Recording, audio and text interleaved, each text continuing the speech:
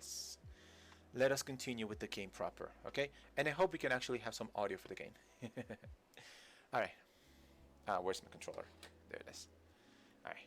Let's begin again with some more Ace Attorney.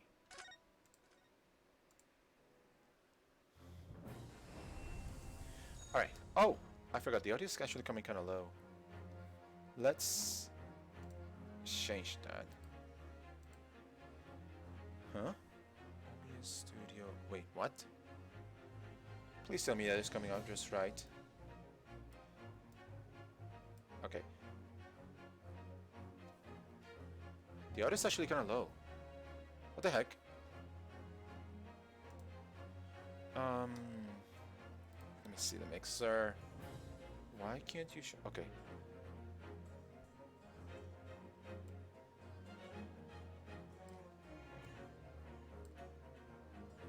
Okay. Okay. Can it be heard a little bit more? Okay, let's bring this to normal. Oh, great. Alright, give me a second. I'm gonna mute everything.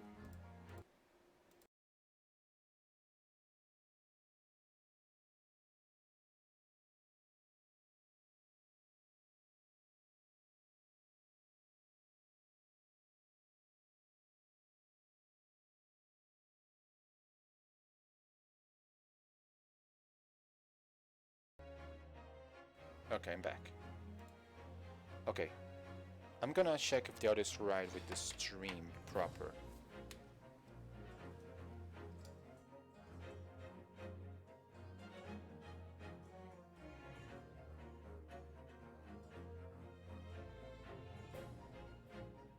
One, two, three.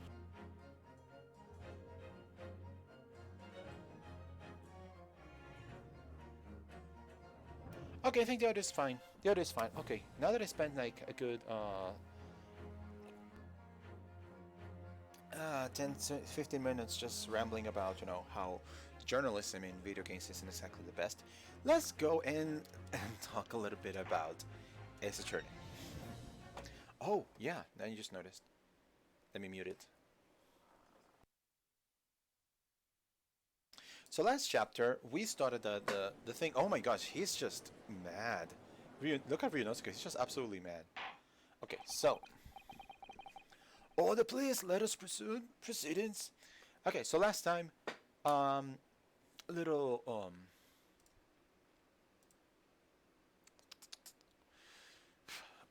my,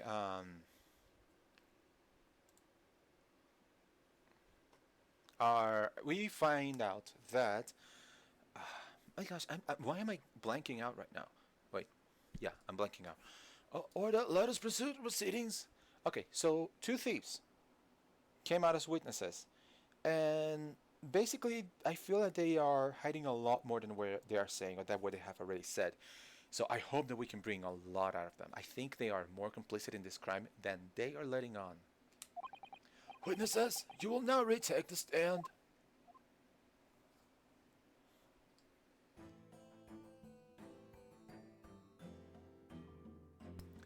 So, Curly, Larry, and Mo, let's see what you got. I presume you heard the defense counsel's summation examination. Oh, yeah, Governor. I did, Governor. I did. Mr. and Mr. Skulkin. My gosh. Oh, God, why me? This is gonna be hard work. Earlier in this trial, you gave the following testimony about your actions after you entered Winterbanks. You said, well, it was Bedlam soon as, weren't it? It was, Nash, it was, so only had time to pull me dukes out me lost lockets. However, that was a lie. You brothers. Come on, blimey! On the night in question, you rifled through the items in the victim's counter. What? Never done nothing, Sergeant. How did you figure that? You just gave yourself away. You will now give formal testimony once again. You will tell the court precisely what happened on the night in question, and this time you will tell the truth. Each lie that passes your lips serves to increase the severity of your punishment. And that, gentlemen, may deal a crushing blow to your chances of ever seeing the light of day again. A thought worth pondering, perhaps? Sure, I'll take some. I'll drink to that. Say no more golf! Say no, golf, we hear you. Well, Bluff, let's go with pitch. We'll sing.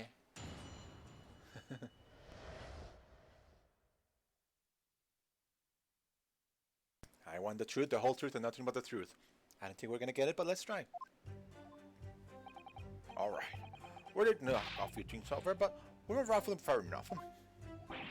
It was very hard to go, I should say. Made us both jump and all that stuff were flying. Lummy. You didn't off give me a fright. I was thinking that should have come to the door to get us next. We just stuck everything back where they found it and scalped straight into him in the black. We couldn't have shot the pawnbrokers, eh? We never had a chance, did we? Ah, see, that's where you're wrong.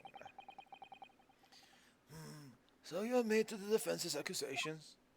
You did indeed ransack Mr. Winterbank's countertop on the night in question. No ransack off, no. That's right, Nash.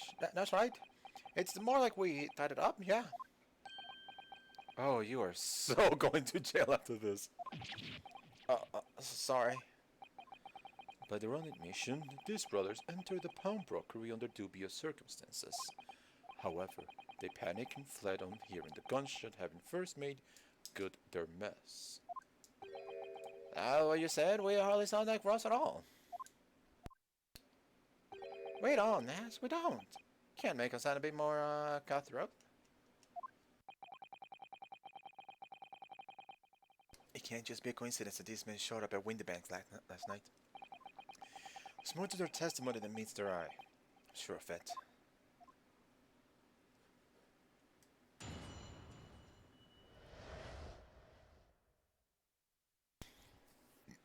These two thieves. Alright. So you say you knocked it. Okay, yeah, fine. Let's just see what you got about that. So if that's the case, then why didn't you testify to that effect in the first place? Oh, yeah, we intersect this quickly, aren't we? We ain't, Nash, we ain't. If you made it to something like that, people would be people think we was up to no good. You're not up to any good. What's that Ringo, me old Shana? We did let ourselves we don't let ourselves in even more trouble.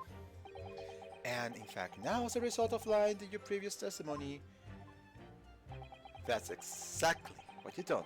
Landed yourselves in even more trouble. Lay it on them, Ryunosuke. Whoa. That's rotten luck.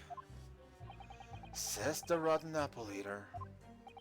Witnesses, explain your actions to the court. Why do you ransack the victim's counter? Why don't I ransack off him?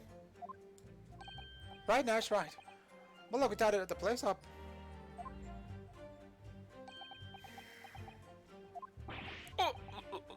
Sorry. This guy's.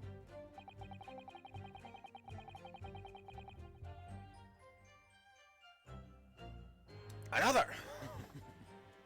Okay, now I have to energy to continue for the next 5 hours.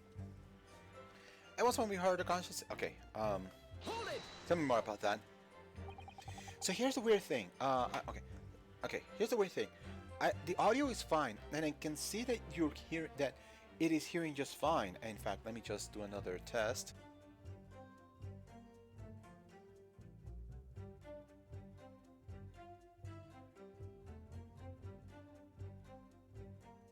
Yeah, the audio's coming on just fine, but to me, okay, to you guys, to the stream, the audio's coming just fine, but to me, the audio's coming like weird, rather low actually. I can barely hear the game.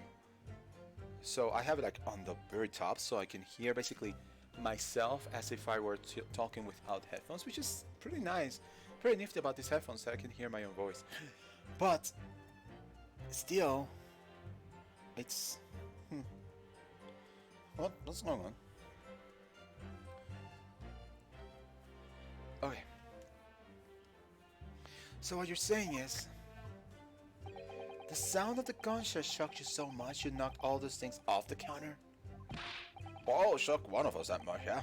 This back never needs to learn to keep his shirt on. Like, it was that right by me. Me, the granny would have walked up with that bang. Big bruv, he was scared like a blooming baby and fell over on the counter. Wait, he's tiny. He knocked over a lot of bills, candlestick, and some skull and not. I got tangled in some marinade. What knocked over the picture frame and what knocked them scales on the floor. You really messed it working quietly then. What a racket, my granny would have been scared back into a grave like out of cloud like that. So in short, the gunshot took you by surprise. And then some. I mean, I was quiet a mouse and then all of a sudden, bam!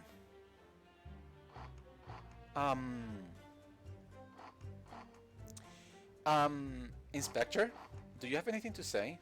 Excuse me.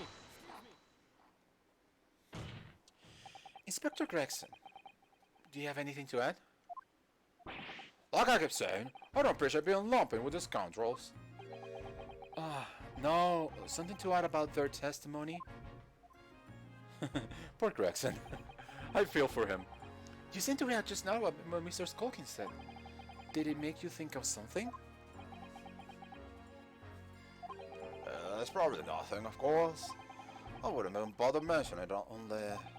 Well, the fact is, cases don't get solved if you ignore the little details. How about you just tell us what's on your mind? Come on, Greggy. As you know, we brought these fellas in on the yard for questioning last night, and the statement they gave told a slightly different story to what they're saying now. No, did it?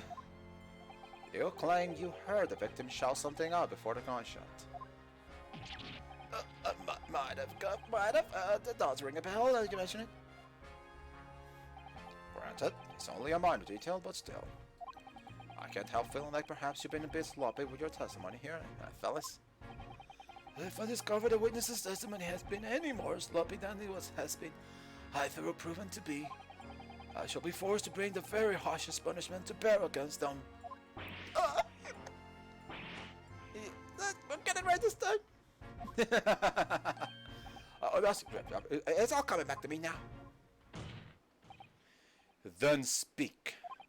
Supplement your testimony with whatever details have miraculously returned to your questionable minds, sirs. Alright, you are.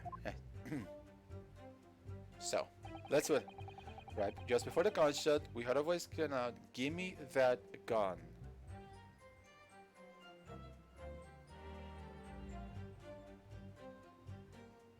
You know, here's something very interesting.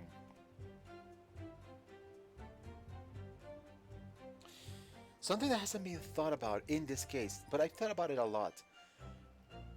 The game shows that the victim was shot in the back, but there is nothing. There hasn't been any explanation as to why, any justification to why he's been shot in the back. So in fact, you heard a voice and the gunshot almost simultaneously. Would it go off with that? Although, I suppose if you're being honest, we heard a kind of a wavering voice before the yellow. If you don't wanna get shot, give me that gun. Kind of thing. If you don't wanna get shot, give me that gun. Amend that. Add it to the testimony. Something's really important about that. I feel that is really important. Career in acting. Tragically missed. Yep. Anyway, you can still do that. And where were the voices coming from? Could you tell? Cars were colored from the other side of the door behind the counter. It was from the storeroom where the victim was found dead. And the voice you heard, it was that of I would say, was it a male voice or a female voice? Is that of the victim, Mr. Winterbank? On my granny's life. Of course it was. On his granny's life. Of course it was. So that would mean that you both knew Mr. Windybank and the sound of his voice. Interesting. I hadn't thought about that. God! Well, that's right. I need this. Yes, counsel, indeed it would. And these guys are so busted. No, wait, we don't know the guess, or...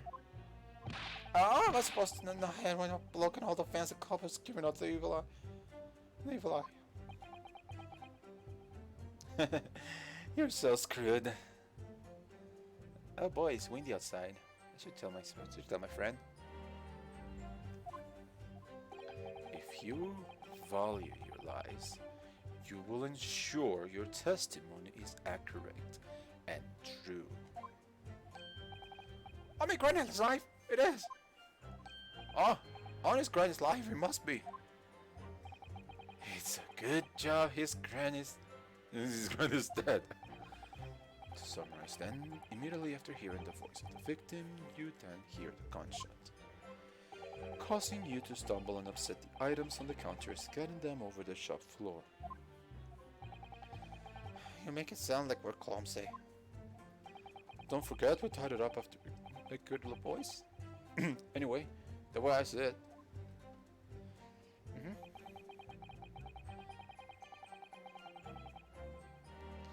The bloke on the place was holding a gun, so he should have just... Wait a minute!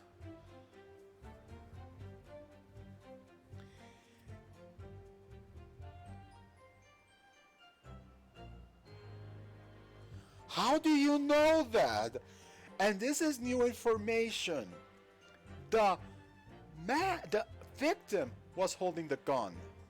See, this is impressive because I think in this era there wasn't any fingerprinting or anything. Well, not that it would matter. Nobody was wearing gloves, but. Sure.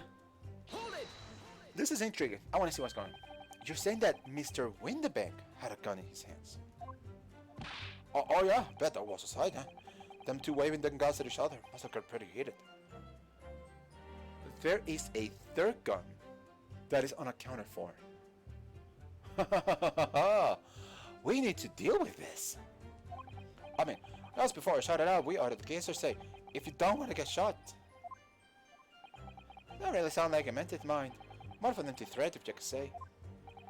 Mr. Windybank was known to keep a revolver in his shop counter at all times. People say that to protect the articles in his keeping. He'd readily put a bullet in someone's head if required. That someone being himself, of course. Good grief! Extraordinary devotion indeed, if alarmingly misguided. Oh, he certainly sounded like he was ready to pull the trigger the other night. Only, the person who was gonna shoot beat him to it. Goes proper. Maybe we should squeeze the trigger instead of wasting time shouting. Give me the gun. And it was directly after those words you heard the gunshot. I was more or less at the same time, Golf. Give me the gun! Kind of thing. Yes. Like a reenacting very tragically missed. Hey, maybe they can get into the theater troupe after all this is all done and over when they come back from jail in like 10 to 15 years. I don't know. Then we heard the sound of someone hitting the deck. Before everything went that quiet. After that, we done a splash job tidying the place up.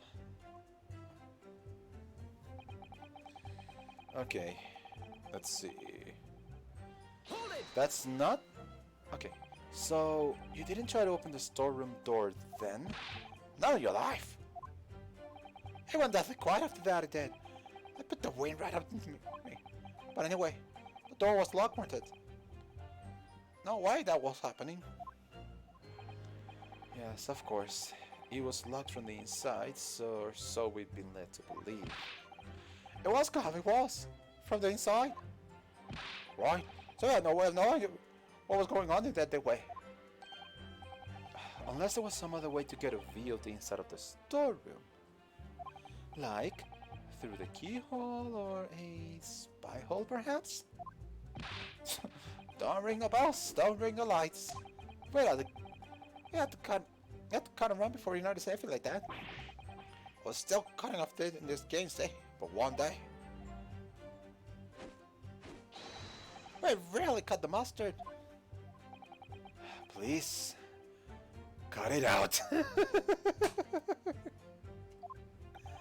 But as we all know, behind the door was the victim's lifeless body, with the accused not 2 feet away. Sorry, I cut myself off right there. Yes, unfortunately. Gina was in there, unconscious, with the gun in her hand. To confirm, it would be correct to say that neither of you set foot inside the storeroom. That's right, Goff, that's right. Couldn't have even who wanted to.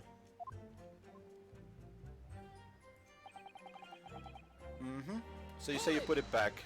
Okay. Yes, whereupon you fire a shot from your own gun at Mr. Herlock Sholmes. Yeah, well, who was it, Peter? Is it, it was. Truth be told, I was already shaking like a leaf when you turned up. If you were shaking like a leaf, don't put a water gun in your hand. Yeah, you tell her. Good advice, miss. Good advice.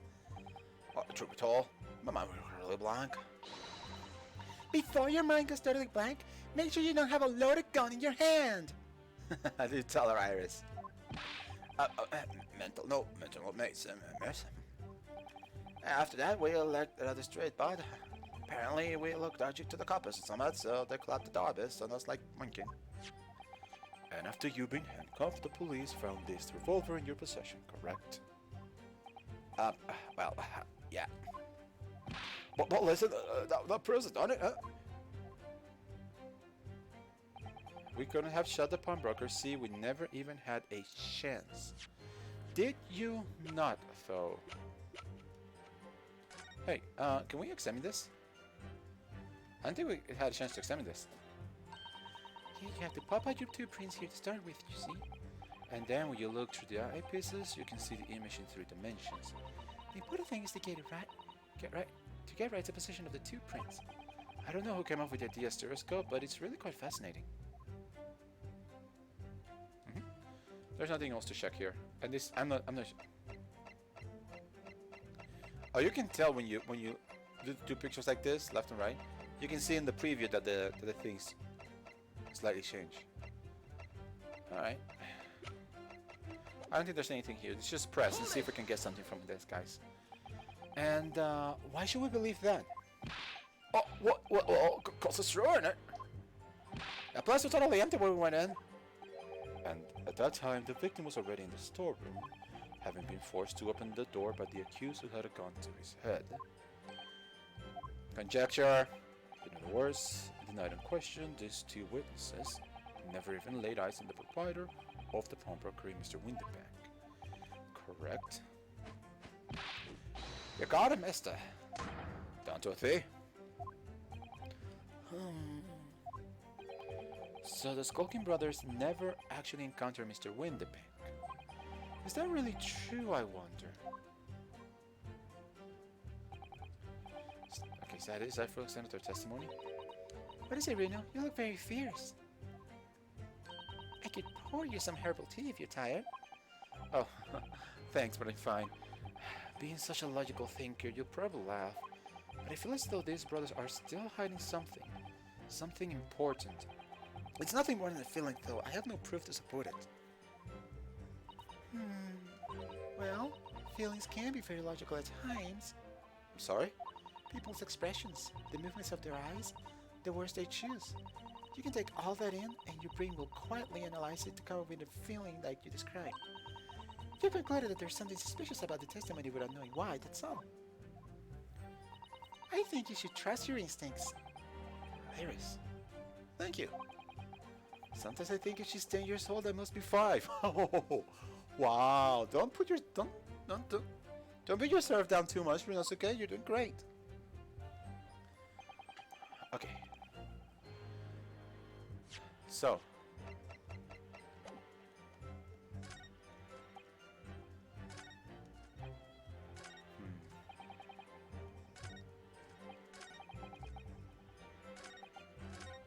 I want to see if there's anything that we can find.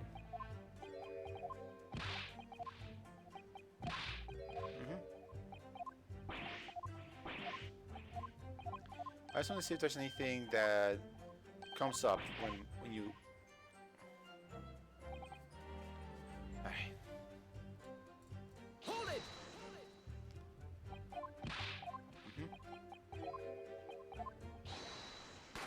Bam. Okay. I just want to make sure that anything might have changed in testimonies, but otherwise. Oh!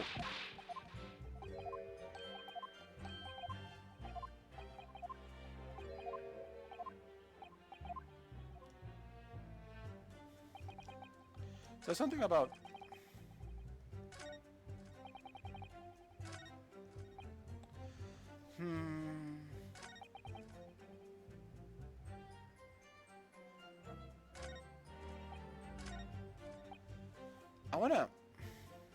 I don't know if I should present this, but I don't know what to do.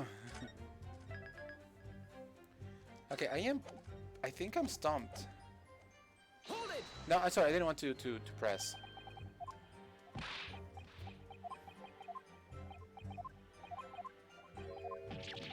It's saying that he had the gun instead of she had the gun, so I wonder. Yes, the Korean acting very tragically missed. Alright. So, if he had the gun...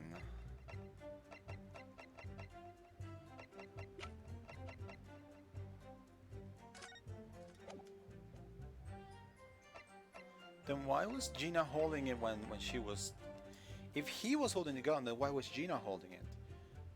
Like, I feel I'm not right in this one. I feel this is not quite right, but I want to try. Objection! Yeah, I'm not right. There's clearly something about that statement made about the witness. There is clearly something out here in your behavior, counsel. Oh, please, don't mind me. That would be significantly easier if you would lower your hand. It will lower my hand to prove my client's innocence, as long as it's quite quick. Okay, so that's not. I wasn't right.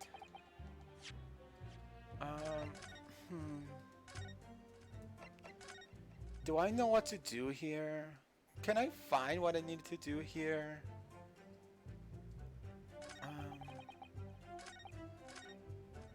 Okay.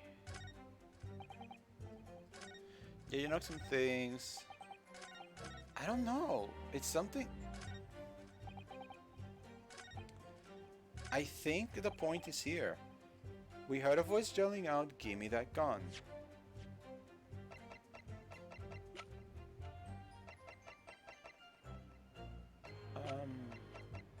Is this... Wait, is this just a... It's not showing the... You know, if I were me, I would have taken the other picture. Okay. But we have images of... I don't know.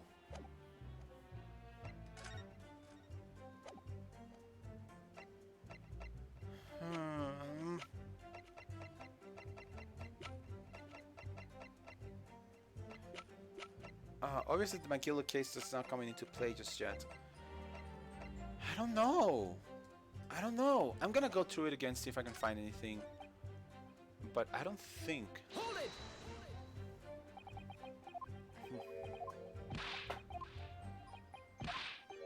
Oh, I already did this. My gosh.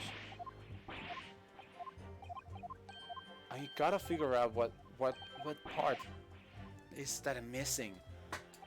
I don't know. I'm trying. It's just... I just look at it and I'm like, what is it? What's the point that I need to find? The bloke would own the place, was holding a gun, so he could have just fired instead of yelling at the girl. The problem is, if he was holding the gun, okay. We couldn't have shot the pawnbroker. See, we never even had a chance, did we?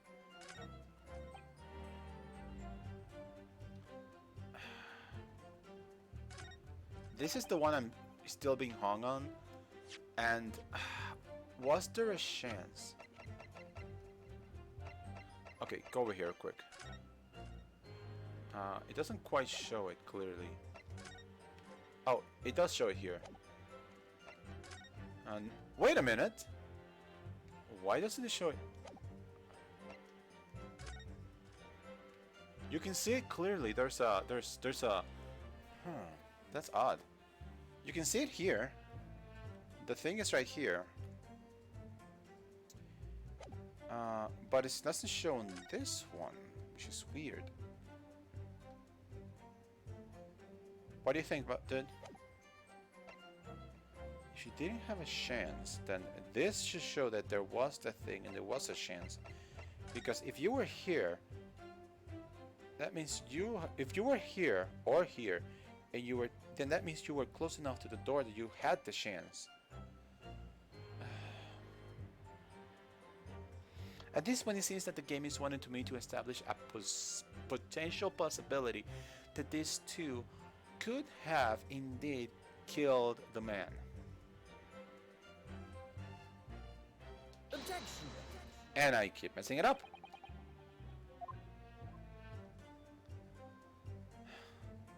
Sorry, counsel, but I failed to see the connection. Oh, and for heaven's sake, will you kindly desist from that wide-eyed, panic-stricken look you want to wear? But it's the only panic-stricken look I know. Okay, gotta think this one through. Okay. What am I missing?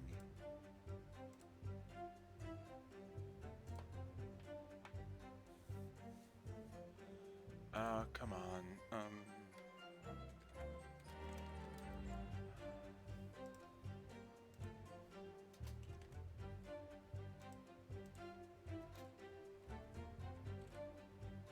Huh.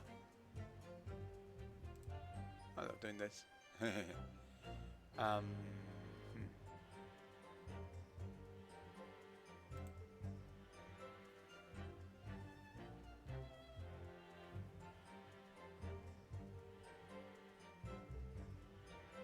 Wait, what?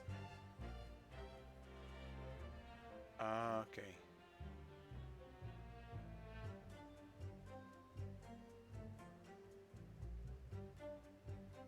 Okay.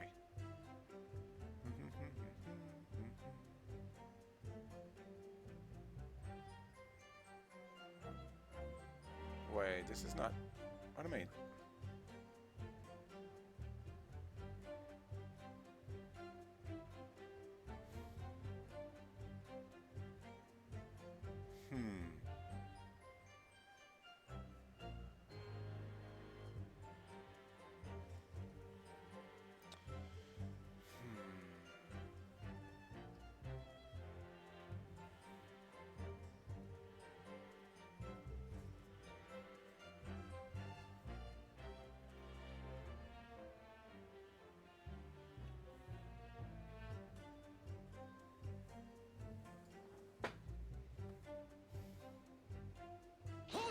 No, sorry, I keep pressing the button. I keep pressing the wrong buttons. I'm so sorry. I was so deep in thought. Truly. A career in acting. Alright, so...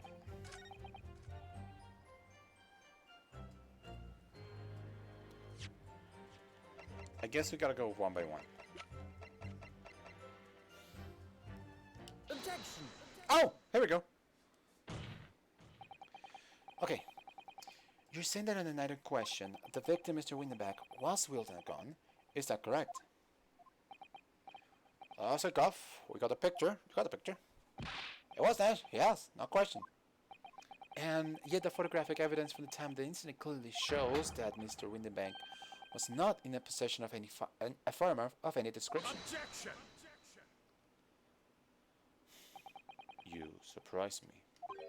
Does the defense really intend to highlight evidence that compromises the position of the accused even more?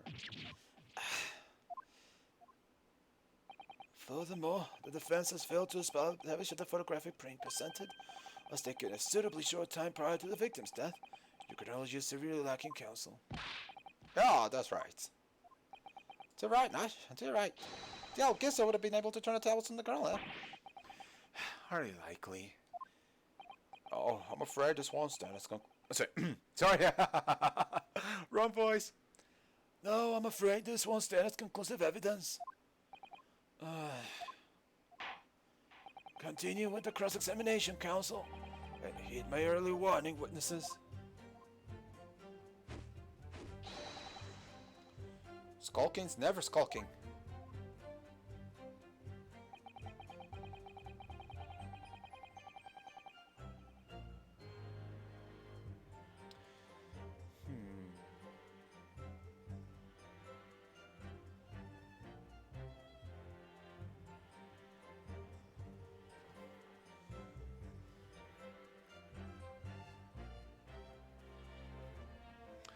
Block wasn't the place holding the gun, so you should have just fired instead of. Okay, give me a second.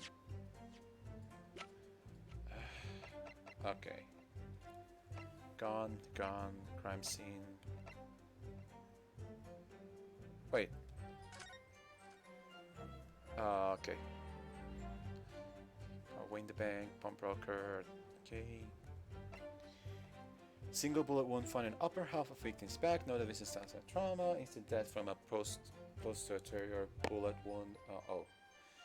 Wound to the heart. The bullet into the body from the back on a gently rising diagonal trajectory.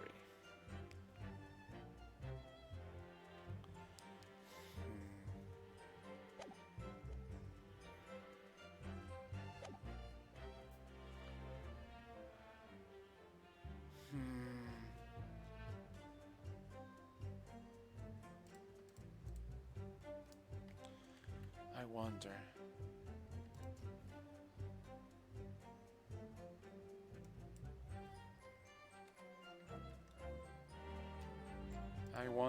It's like, if that's not enough, then what do I need?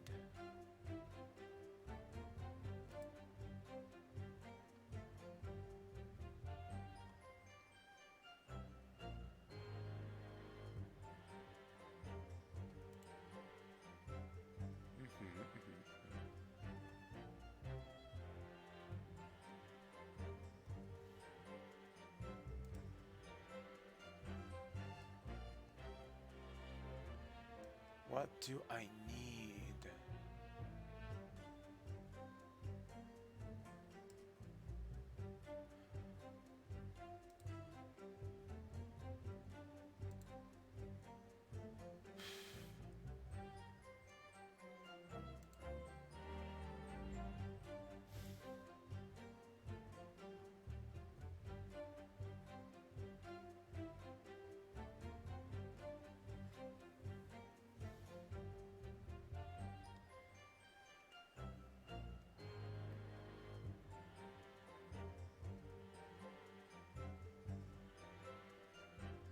Okay.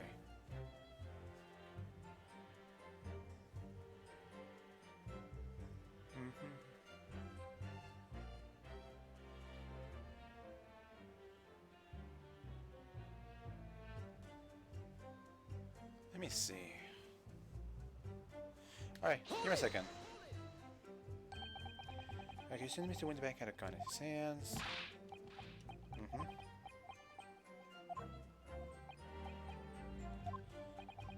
There has to be something. I'm lost.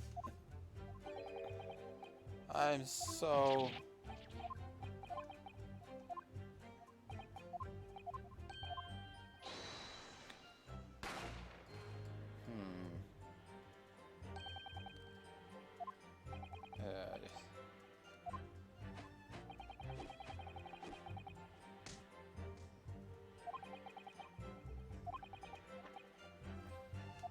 All right.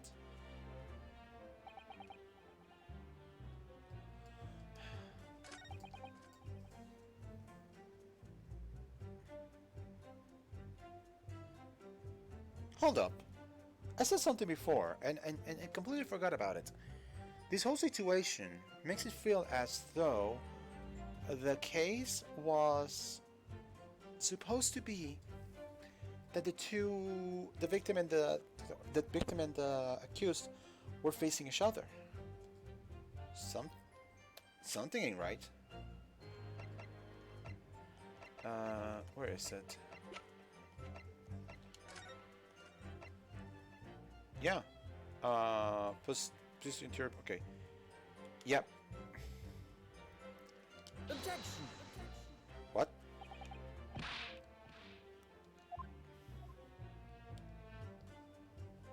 Wait, something's not right.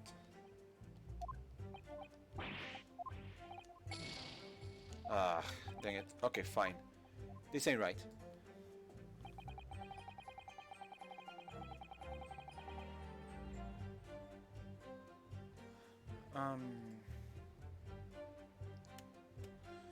I need to think this one through. What am I not doing right?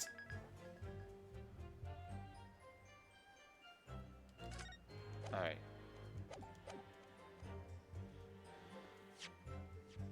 What am I not doing right? Because Objection. we know this is a thing. You're saying in another question, the victim is the one with the gun, was correct. Okay, you got the gun, yeah. Okay. Okay, so this is the right path. It's just... Uh-huh. Surprised me. Does the defense ready to... Okay.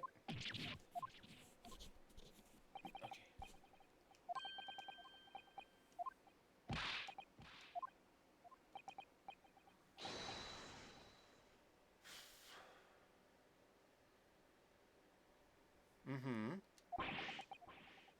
Uh-huh. Uh-huh.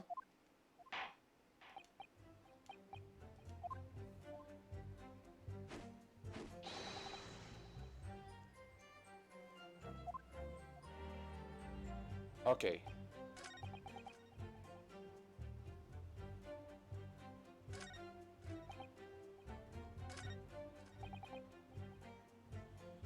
Oh my god. I am...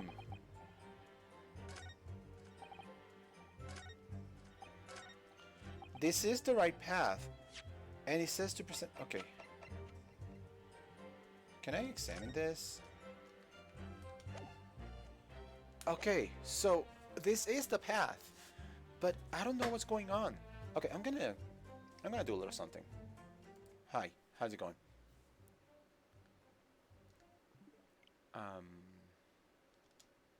Just gonna take a little check. Apparently things are supposed to be fine. Alright. Oh my gosh, okay. This is the path, but there's a problem. When I present this... for example, which shows, hey, it was her holding the gun, not him, something is not quite meshing. What am I not having right? Okay.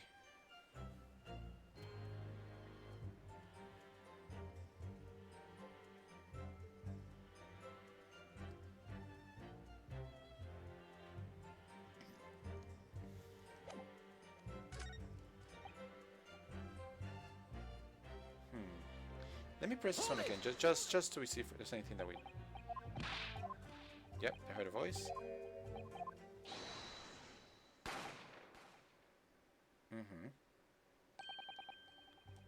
Okay.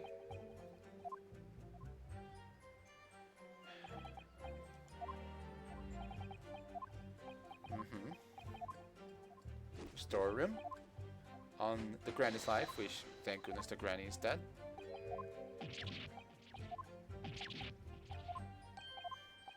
I am lost. This is like... I'm going through this case over and over, seeing if I can find... Where am I missing the point?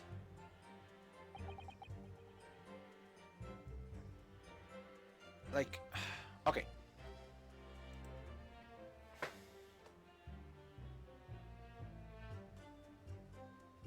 Okay, I'm gonna be very... Yeah, I'm gonna...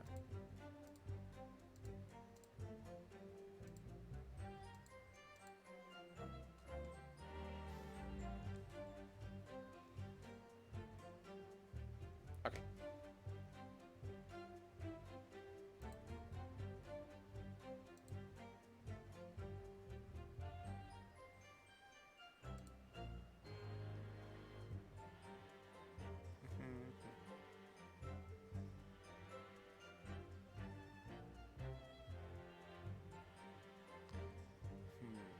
Interesting. I think I know where we are.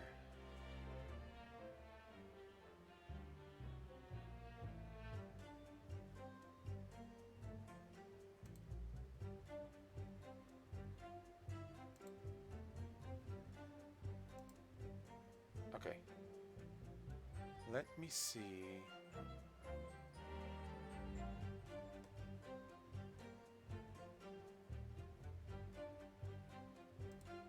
Okay. Okay. What am I doing wrong? I'm actively saying I am hopelessly lost. Alright, we are...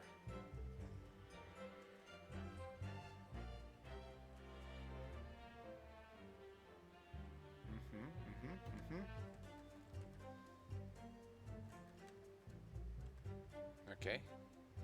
Yeah. Got that. Good. So let's... Oh my gosh, I'm like... Please let me know, because I feel like I'm right there. Okay, let me just do this as well, because I don't want to waste too much time here. As you can know that tell.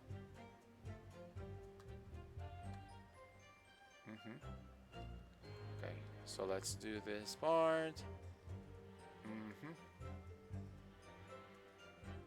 Okay. Okay. Let's begin the play. Okay, so...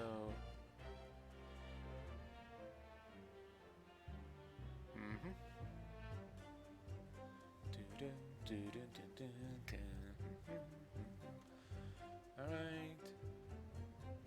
Yep.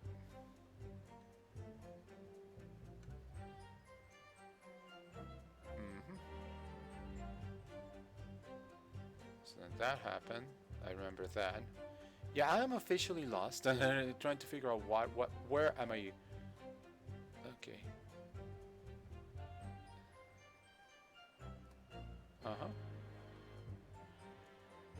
Okay, so...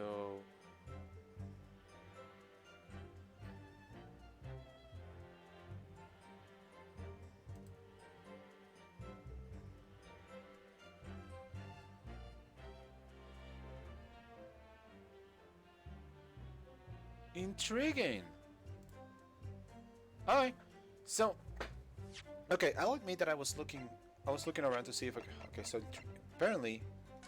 This is... leads you to like a circle. What you need to present is this. Yeah. I was looking because I was hoping lost. Like it's like I thought the other one was the one, but this is the one we need to send. Objection. There we go. Okay. So you're saying that on the night in question, the victim, Mr. Winterbank, was wielding a gun. Is that correct? I'll say, Goff, you got the picture. Yes, Nash, yes, no question. And yet, photographic evidence obtained immediately after the incident clearly shows that Mr. Winterbank was not holding a firearm of any description. Oh, now we're getting somewhere. You what? Got a bad right. Objection. There can be no question that the victim's revolver was used in the incident. I would remind the court that Mr. Winterbank's gun was found at the scene. Not only was it identified as the murder weapon, but it was found in the accused's hand. Yeah, give it a rest. We're trying to get someplace. Yeah, that mole just the victim's own gun to finish him off. Give me that gun! Ah! Kind of thing. Hold it! Whoa, whoa, whoa, whoa. Stay exactly where you are. Right there. Huh? If the crime had taken place as you so colorfully described in your testimony, it would give rise to an undeniable and significant inconsistency in the final moments you just acted out. Oh, goodness. Are you sure, counsel? You intrigue me, my learned friend, but let's see some evidence to support your claim. Where is the proof that demonstrates this inconsistency in the witness's portrayal of the victim's final moments? It's in the autopsy report. Because it says, I mean, we could present this again, but the autopsy report is bigger evidence in my opinion. Take that! According to their testimony, the witnesses claim to have heard a shout of "Give me that gun," followed by the gunshot. Indeed, with the two events happening almost simultaneously, or so we've been led to believe. Yes, that's right. Now, if that testimony is true, it would mean that at the moment of death, the victim and his attacker would have been facing each other. There we go. However, in the autopsy report, it clearly states that the victim died instantly after being shot from behind. Oh. So, as I stated before, there is an undeniable inconsistency in your testimony, Mr. and Mr. Skull King. Ooh, the music is starting to hype him up. It's the cause of the truth. Wait, what happened to my phone? I think my phone just died. Okay, no, we're back. For some reason I thought my phone died, but we're back. It is not, it is. What was right like last night? The shopkeeper had gone and we saw before bleeding eyes. Did I hear you right just now? You actually saw Mr. Windenback holding a gun. Something like that might have slipped out. Oh, Van Six is not happy. Ladies and gentlemen, you have all just heard the admission by these two witnesses that on the night in question, they actually saw with their own eyes the victim wielding a gun. Which can only mean that despite their testimony to the contrary, the Skulking brothers must have encountered the victim in person.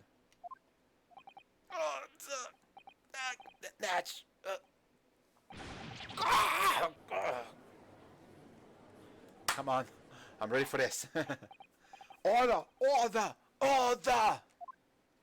Witnesses, explain yourselves at once. Well, the thing is, we weren't supposed to. It would seem that my previous warning fell on deaf ears. Excuse me, what? I made it quite clear that false witness would be the death of Hugh.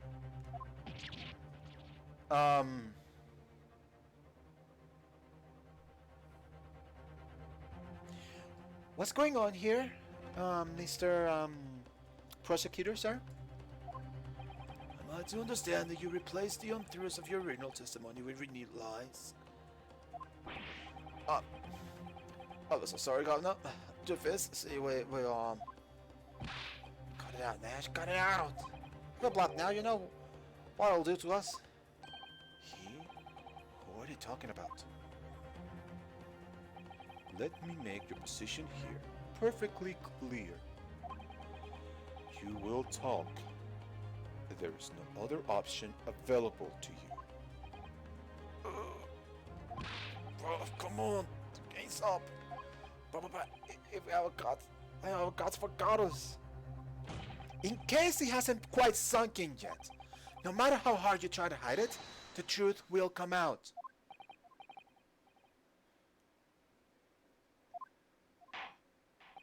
On the night in question, it is now apparent that you brothers met face to face with the victim. I demand that you testify again to explain the precise circumstances under which this meeting took place. You know what? I initially thought he was talking about the prosecutor, but I don't know. It's not Van Six. They're talking about the other person. You know who. Well, do we have to... On pain of death. I suggest you make yourselves fully aware that this is your very last chance to tell the truth. And they still won't tell the truth. It's like it's either death on this side, death on the other. They are screwed. Alright, encounter with the victim. Let's do this. Alright, so we can... Alright, so we just got inside the gaff and we have a sound relief and a kiss of show smog. Go back on, he bellowed, and then flew at us like what possessed. I thought we had it. For all guesser, the blow was strong as rocks. It took me over the counter. I pulled me gun at him and I didn't like it for the door. Yeah, I liked it for the door in the back room. We never had nothing to do with killing him. That's all what happened, I swear. This is all another bald-faced lie, and I know it. I can feel it in my bones. This is another bald-faced lie, and I am going to expose you. So now you're telling us that moments before the victim was killed in the storeroom, you in fact encountered him in the main part of the shop.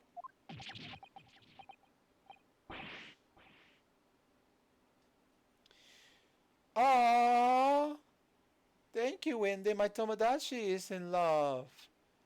That's cute. That's more than what I can say about myself.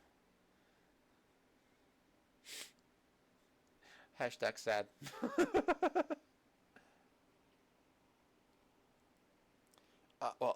Yeah. Sorry.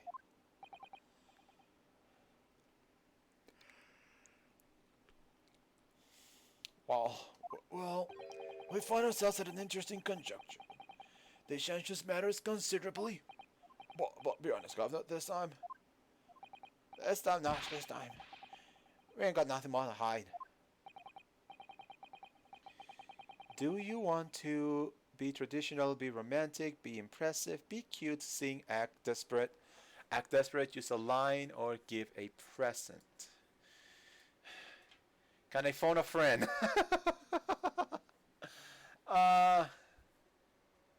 Let's be impressive. Make my Tomodachi be impressive. If that doesn't work, then I don't know what else will. Okay. Very well. Counsel for the defense, you may proceed with your cross-examination. Yes, my lord. This is it. The moment I've been waiting for. Let's bring them to justice.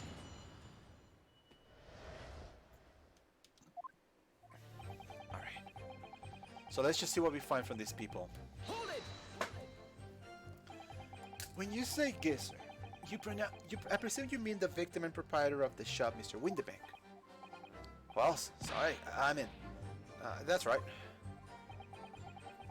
We was keeping a close eye on the entrance of the gaff, obviously. But we never thought no one was gonna come out of the back room like that. The back room being the pawnbrokery storeroom. Yeah, that must be where they pop up from. Only place it could have been. So it seemed the victim was already in the storeroom when the brothers entered the premises. Which means Jeannie must have been in there at that point as well. But that doesn't make sense, does it? If Gina had threatened Mr. Winterbank to the storeroom with her at gunpoint, then why would he have emerged from the same room all alone when the brothers arrived? Ah. Beach Tower, Classroom Park, Music Hall, Cafe. Let's do it in the music hall. That sounded better in my head. Please, let's rewind that and say, put me in the music hall. Let's see how that works out. Let's see how that... Okay, you gotta show me how that works out at the end. Also, weren't you supposed to take a nap? Weren't you taking a nap? You know, are you already like all fired up right back to go to schoolwork and whatnot? I'm just messing with her. No, I don't know. Wow, talk about a power nap. Did you see the accused at that time? Oh, what? That tell her? Couldn't tell you. No way, Copper. We have bigger fish to fry then. I mean, the old kids are just lost it.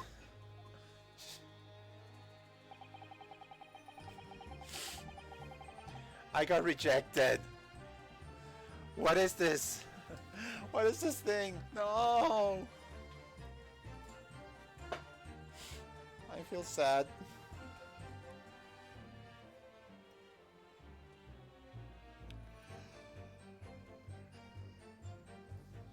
Great. Maybe I should have gone for romantic, I don't know, but if it ain't right, it ain't right, I guess. Hold it! You mentioned that Mr. Windyback shouted those words in your previous testimony too. However, you claim that you heard him yelling them on the other side of the storeroom door. Oh, did we?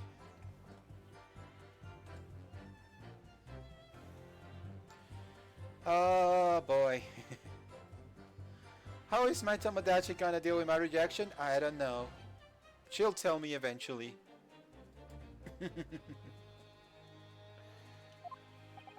But the truth is, he was shouting those words at you, wasn't he?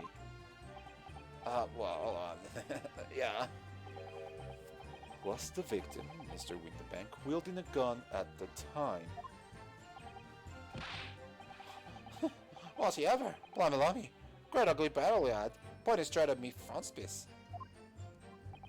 So what you're saying is, you definitely saw Mr. Winterbank with the gun at that time. Is that right? It is, Gav, it is. Spot on. An awful sorted. You came out to say that. That was bedlam. I don't know who was going for who. You were clearly all going for each other. Like Nash said, we thought we had it. I mean... Next point. For all Gizzard, the blogs was... Okay. Ooh, I see. Yes, I noted that you mentioned the counter in your previous testimony too. Oh yeah, gods we did.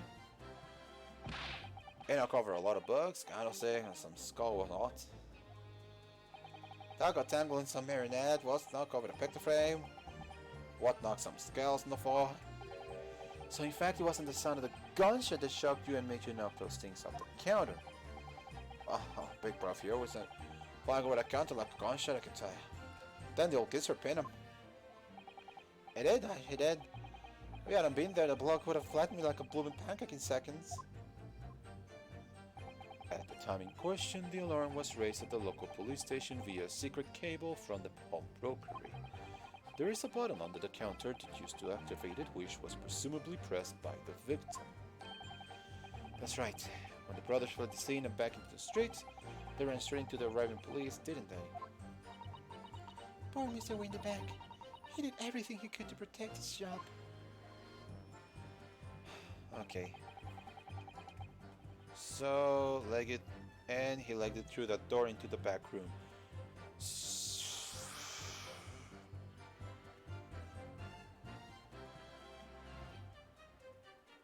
Are these guys really the killers?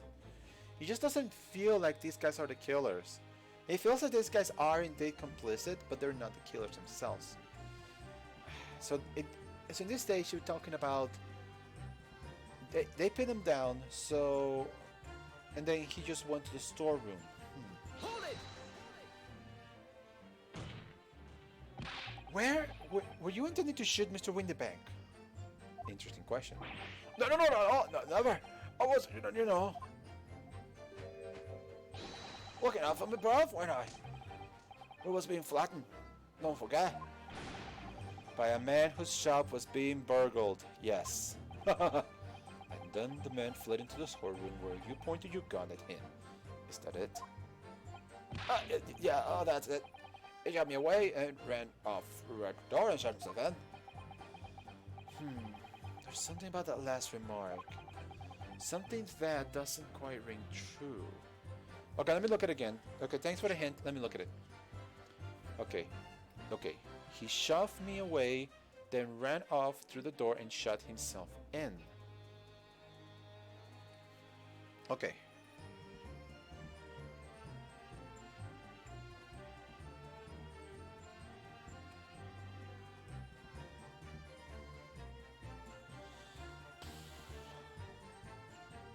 See,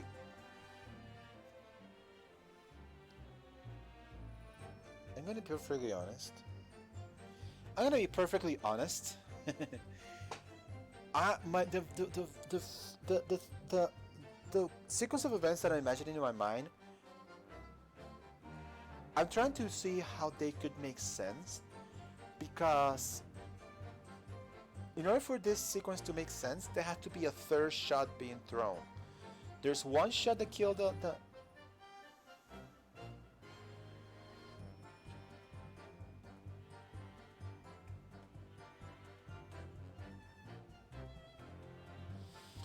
the only way I could see it being them is that they somehow wrestled the original gun from Windy Bank,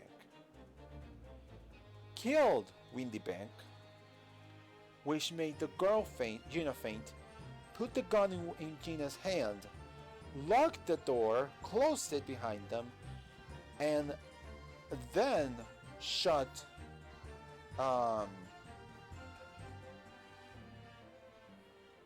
uh, this guy with his own gun. That's the only way, sorry. That's the only way this could make sense with them being the killers, but I don't think they're the killers, that's the problem. I wonder why Mr. Windyback ran away into the storeroom. What? Well, according to what everyone's saying, Ginny was in there waiting for him, with a gun. Yes, that's right.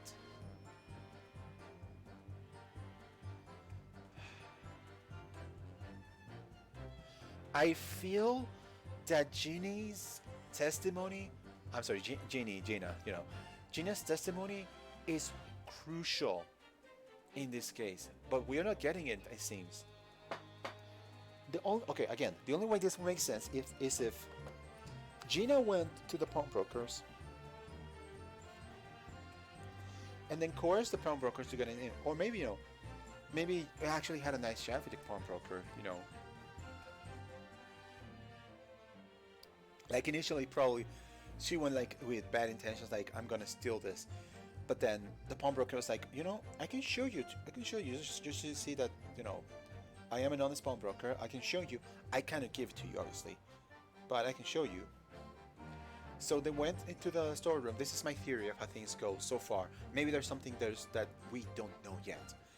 There's definitely something we don't know yet. So they went in, and at this point, like Gina had the gun, but then Gina just dropped the gun. It's like, okay, and then he grabbed the gun because like, okay, just to keep it safe, I'm gonna keep the gun with me. So they went to the storeroom, and they were showing it. He was showing it to them when the other two guys came in. So Gina stayed in the storeroom. It's like the pawnbroker, Windybank says, "Shh, be quiet, stay in here. I'm gonna see what's going on." And Windybank went with his gun to the outside, say, "Hey, drop your gun, and leave." And then they got into this fight. And and then they try to fight with them. Somehow the thieves wrested the gun out of Windybank's hand. So seeing that Windybank was armless, without a weapon, he just started running to the storeroom to try and save himself. But the thieves shot him with his own gun as he was entering the storeroom.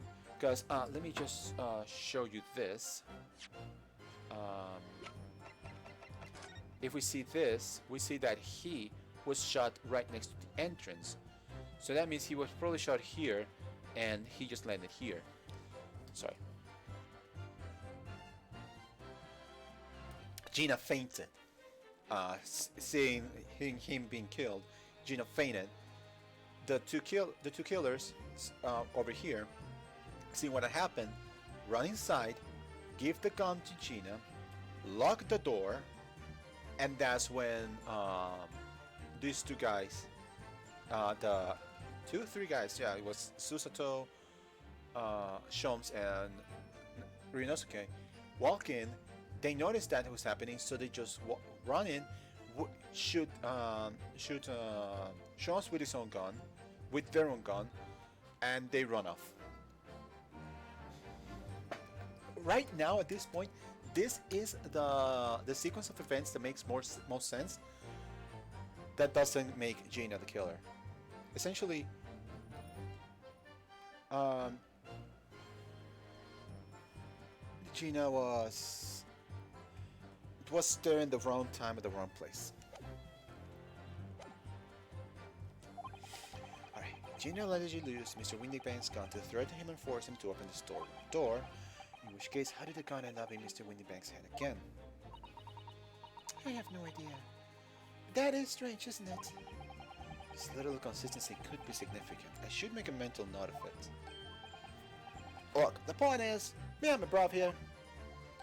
That's right, Nash. That's right. Me and my bruv here.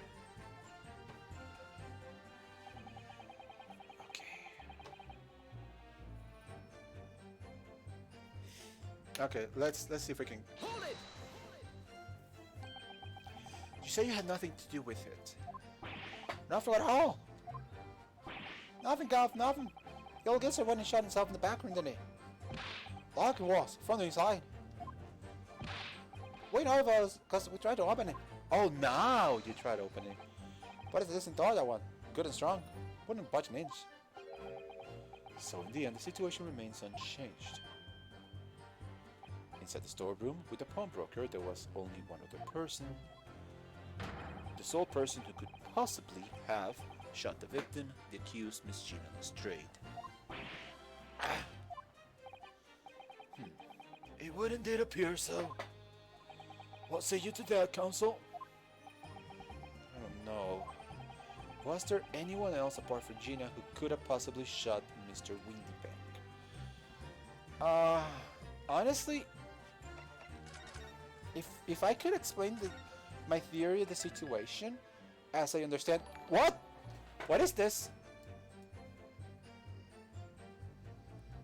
Okay. My gosh. Okay.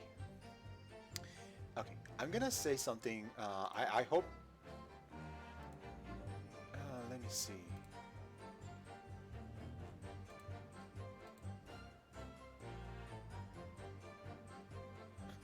Okay, I'm sorry. It takes me a while for me to figure out if there's an actual person or if it's a bot. So I don't announce them immediately. If it's a bot, then I just kind of try to ignore them. But Pixie Phoenix, thank you so much for the follower. That is 2 followers today. I'm actually on a roll. Thank you. Much blessings. Thank you, Pixie Phoenix. We are so close. I know the counter says 17, but we're actually at 18 followers. I need to fix the thing. So we're just 82 away from my goal of getting to 100 friends. So thank you again, Pixie Phoenix. Oh my gosh. What has Pixie Phoenix been doing? Let me. I should do this more often. Let's see if this works. Pixie Phoenix, that's how you write it. Okay. Okay, yes, it works. Thank you, Pixie Phoenix. So, yeah, let's go show. So, anybody who's watching, show Pixie Phoenix some love. They were last playing City of Heroes, which, was that the last? I don't know. Oh yeah, I see. Because the first part on your stream says Life is Strange, which, by the way, my friend Wendy has Life is Strange, and she tells me it's fantastic. But City of Heroes, I have not heard much about that. Honestly, I would be willing to try it if people tell me that it's fun. But yeah, Pixie Phoenix.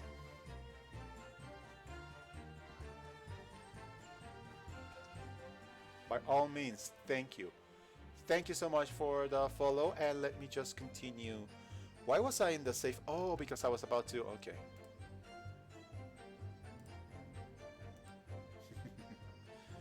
I was about to do this. Okay, so now I saved. Okay, so could there be somebody else apart? I'm gonna go ahead and say yes, probably. Mr. and Mr. Skulking. What was that look for? From the moment you admitted that you'd encountered the victim face to face that night, the course of this trial changed completely. Uh, uh, what is your point, my learned friend? The question we must answer is who could have shot Mr. Windibank? And it is the belief of the defense that the defendant is not the only possible answer at all.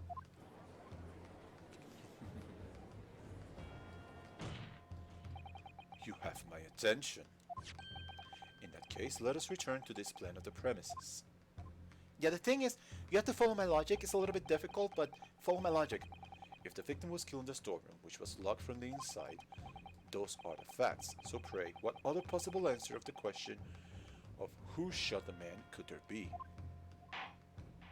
Counsel, you must now provide answers to the court in respect of the conundrums. Two, my lord? Just as many chances to be right, maybe? Indeed. Namely, from what location did the culprit shoot the victim? And furthermore, where was the victim at the time? Understood, my lord. Am I right? Am I correct in my thoughts? That would be fantastic if I am. Are you right, Rena? I'm not entirely sure, but there's one thing I'm sure about. If I can prove that there's a credible new alternative to what happened, it will change Gina's prospects hugely. So now, time for some clarity. Show the court on this plan the answers to the questions posed by his lordship. Alright, first question. If you believe someone else could have killed the victim, indicate from where that person could have fired the gun. Okay. So obviously, I'm going by my original logic. So here's the thing. Alright, so here's the thing. I'm assuming that everything I said was correct. So let's go to the thing again. Gina comes in. Windibank was, let's say, here. Gina comes in, finds like a gun laying around, grabs the gun, tells the Windibank, get me into the storeroom now. So Windibank leads Gina into the storeroom. They talk. They say, I'm gonna show you what you want to see. Don't worry about it. I'm not going to like do anything to you. Just okay. So she like drops the gun or like points it down. They shouldn't they think that was over here. The two guys come in. They start looking around. They start making noise. Windibank tells Gina, give me the gun. Give me the gun, please. I'm gonna check what's outside. Stay here. Gina gives Windibank the gun. Windibank comes here. The two other killers who are over here, they're just doing stuff, and then the course of events happens as the thieves say. Windibank points at them, says, "Drop your gun." The two then the three become embroiled in a battle, which spills over to the other side. You know, they just go over the counter to the other side. They start like punching or something about. And then what I say is the two thieves overpower Windibank and grab his gun. Windibank runs. Windibank runs and makes it here. They give chase. The one with the Windibank's gun shoots from this general position. Shoots him. Hits him. He falls over, dies. Gina, who has been hiding here all this time, faints. They notice this. Go to Gina. Give the gun that was just shot to Gina. Lock the room. That is how I see things here. Am I right? So, if you believe someone else could have killed the victim, indicate from where that person could have fired the gun. So, if the killer's here, it was around here to here. Am I correct or am I not? Hold my hand. Take that! The defense believed that the culprit could have shot the victim from this location here. And in answer to the second question, assuming the culprit fired from the location indicated, where was the victim at the time? Here. Just inside the court. Running just inside the courtroom. Take that!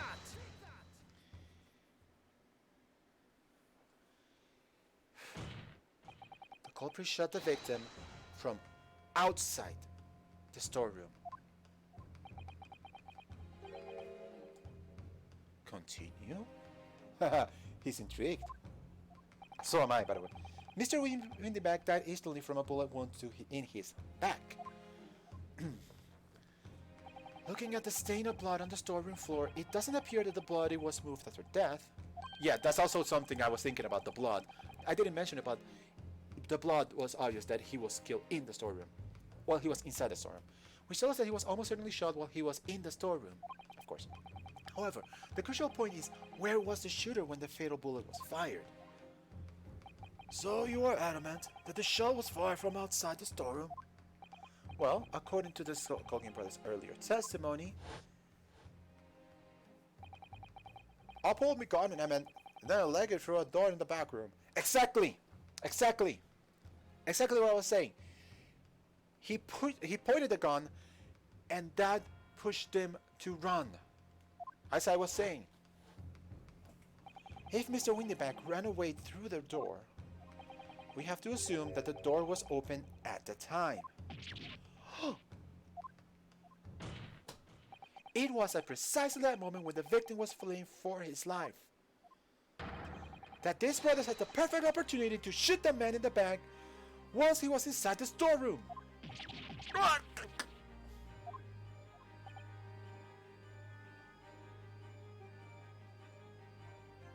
We did it. We haven't cleared Gina's name yet, but we have presented a very distinct possibility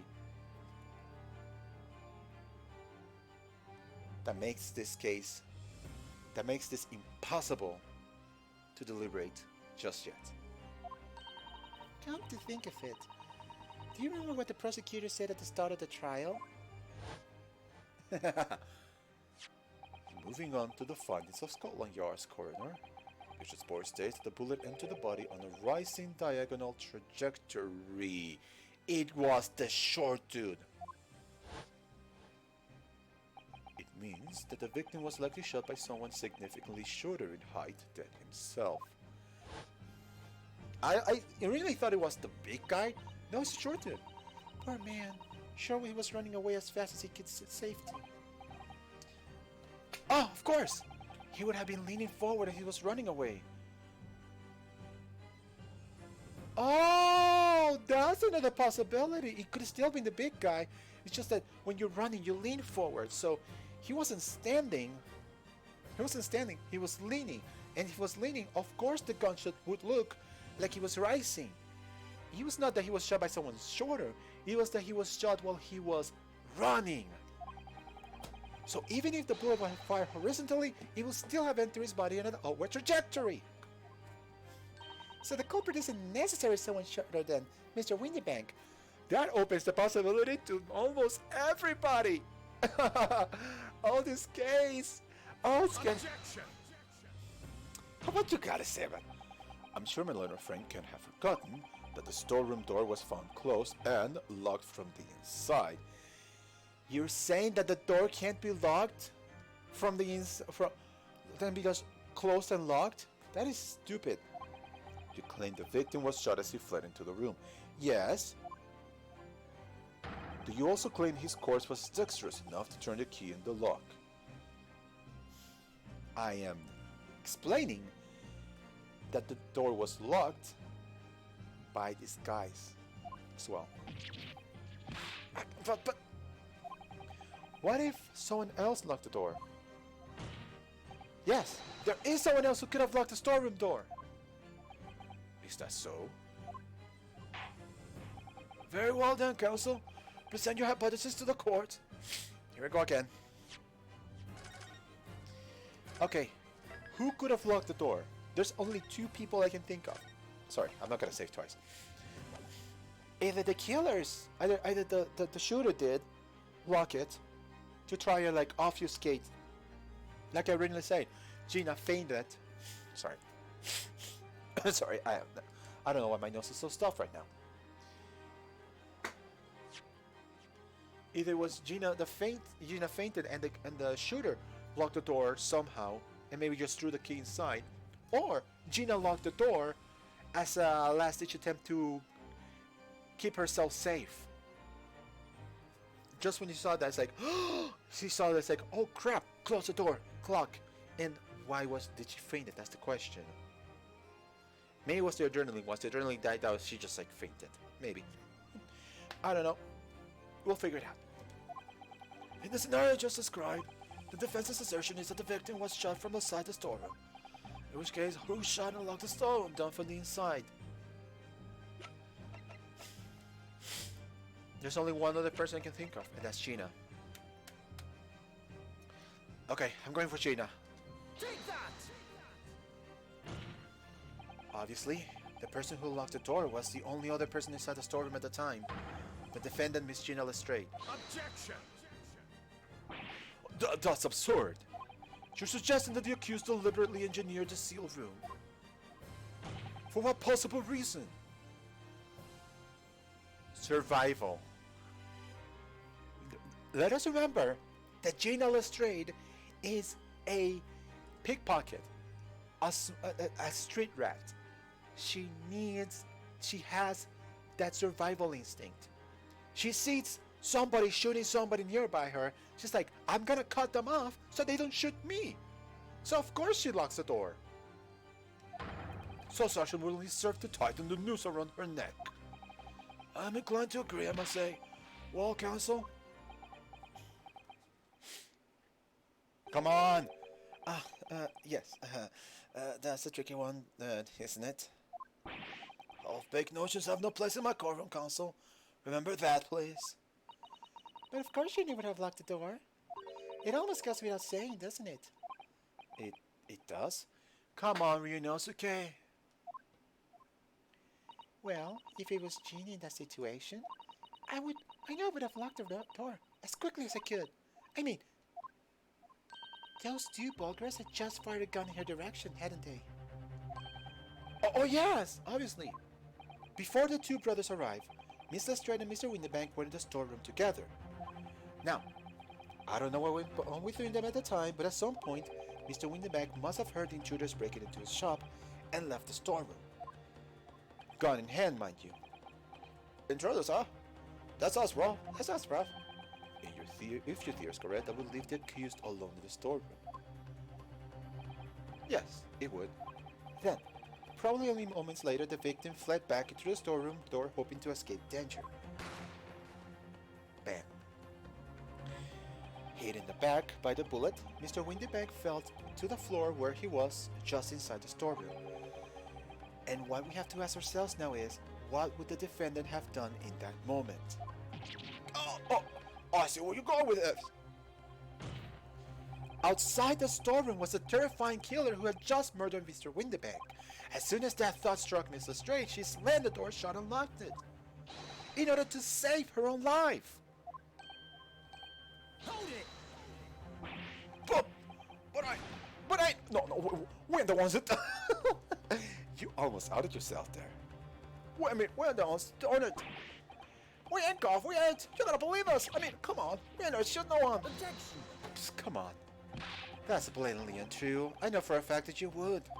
Because before my very own eyes, you shot Mr. Herlock Sholmes. I will be a witness to that, by the way, to that case. If you go on trial, I will be a witness and I will say it like that. There's only one logical conclusion here. Mr. and Mr. Skulking, you brothers had every opportunity to have been the true perpetrators of Mr. Windibank's murder.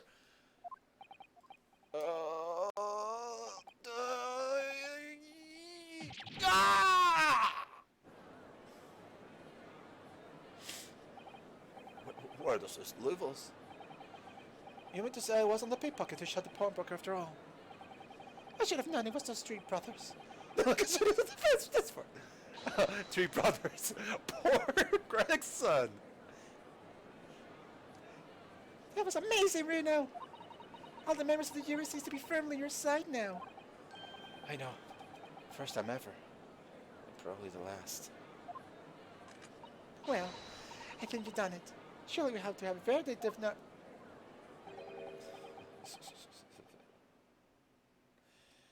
The problem is that a theory is still a theory. We still don't know for certain if this is true. You know what? I want it. An admirable effort, my learned friend. Oh, what's this now? He's laughing. You found the situation amusing, Lover 6? I myself find the defense's argument most persuasive. Oh, pour me one, but dude. Of course. I dare say. Such chicanery is the bread and butter of the street performance in your provincial Eastern nation. Ah, here we go again. You're on thin ice, Six, I swear. But such blatantly malicious conjuring tricks amount to nothing more than inexcusable pettifoggery here. What? The hypothesis you put forward so substantively credibly cannot and will not stand. Because, you see, it contains a fatal flaw. I mean, I know I could stand to get more evidence, but I think my theory holds up, honestly. A fatal flaw? Do you mean to tell me that you're unaware of your logic's failing? Okay, I can see that there's a flaw in this. Huh. Actually. Huh. How am I supposed to explain this, though? I say, Lord 6, might be an idea to explain this poly conjecture into whatever it is to the troops on the ground now. The fatal flaw in my learned friend's argument is really pretty simple to understand. Fire again. Assuming you're not too dim-witted to count bullets. By George, count bullets? Oh dear. You noticed then. Oh, you noticed too and you weren't saying a thing. Oh, you're sly, Iris. Huh? What's everyone talking about? Reno's okay. How so? Yes, sir. Tell me the court how many bullets were found at the scene of the crime. Two. Two bullets. Correct. The first, that which hit the victim in the back, ending his life. And the second, that which struck the detective, Mr. Sherlock Holmes, on his arrival at the scene. Indeed. The defense presented a picture showing the damage caused with the second bullet earlier in the proceedings. Right. The bullet which injured Mr. Holmes appeared to have passed through his body to strike the colander. Your lordship's understanding is correct. Furthermore, we know that there are two firearms involved in the incident. The revolver belonging to the victim, Mr. Winterbank, and the Skulking Brothers' revolver. See, the problem here is this. If we are to argue that the Skulkings killed Winterbank with their own gun, then why has the gun only been fired once? And why was the other gun fired?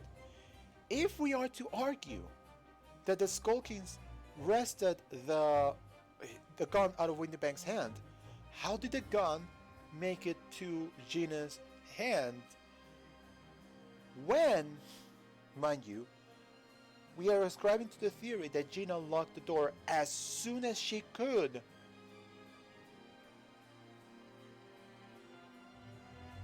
This might sound stupid, but this theory doesn't have any evidence, but this might sound stupid, but as Gina was trying to lock the door, or just after Gina was trying to lock the door, remember there's a little like thing that you could look inside?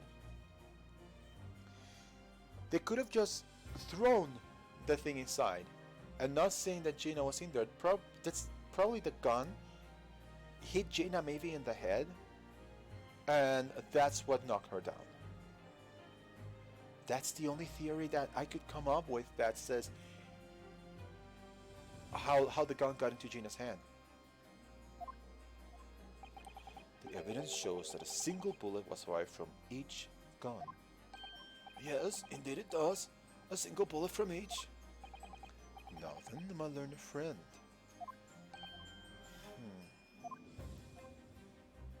You yourself told the court only moments ago that these two brothers shot Mr. Herlock Sholmes right before your eyes. Yes, I did. Oh my goodness, I think you'll find... Not if the single bullet... Not if the single bullet was fired from the brother's gun hit Mr. Sholmes, it means. When the back not shot by same gun, stop. Only one bullet. Sorry. When the back was not shot by same gun, stop. Only one bullet, stop. Exactly. Yes, this Nipponish street performer presented an awesomely credible argument. However, it was never anything more than a diversionary trick with no hope of standing up to scrutiny.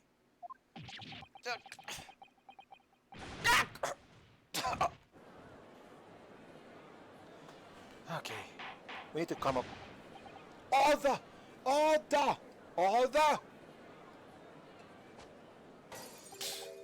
Pray forgive the discourtesy of flinging the dregs of this hallowed nectar into the public gallery. Lord Van Six? But this court needs to open its eyes. The accused, Miss Regina Lestrade, is no ordinary little girl.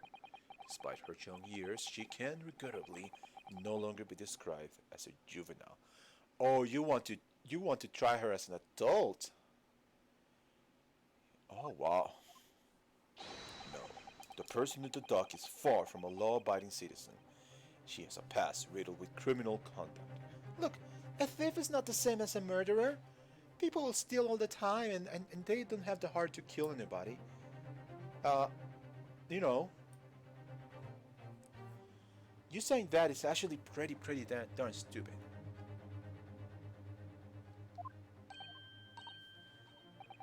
The truth is, the accused broke into the pawnbrokery in the night of the question with loathsome intent. As we can see beyond doubt in this print, which depicts her threatening the victim with the murder weapon. And I have here in my possession one more piece of evidence the prosecution wishes to present. I was wondering when this was gonna come into play. that disc.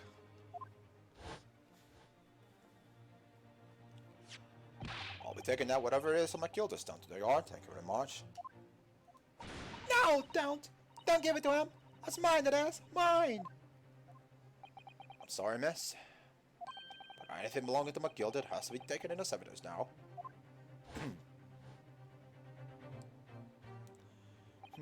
Yes, the music box disc.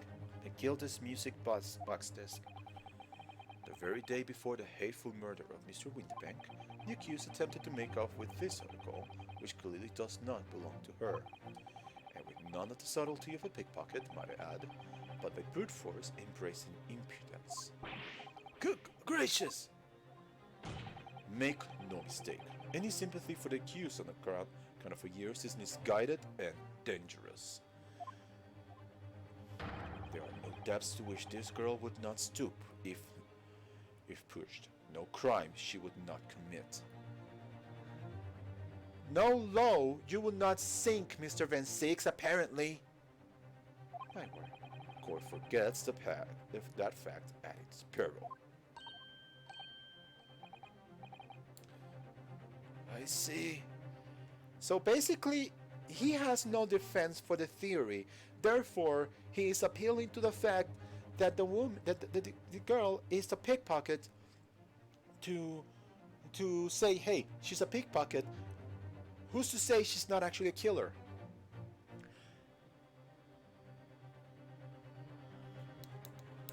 Van Six, you are The lowest of the low at this point. I don't care. You are low. I think it would be prudent to take this music box listening to it to exist into evidence counsel as a grim testament to the defendant's care. Hold! Oh, Law 6, Inspector Gregson? What? That was Gregson? Yes, Inspector.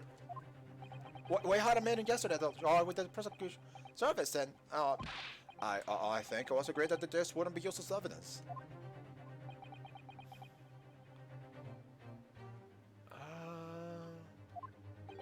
What's this all about? Why is the inspector acting strange? Oh, it's because of that other case. We're gonna be needing to use that paper, aren't we?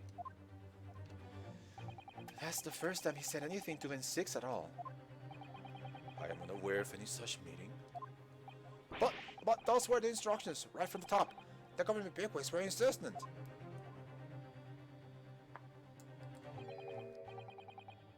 Inspector, I am the prosecutor, and I alone determine how to present my case. Your warning is noted. Thank you.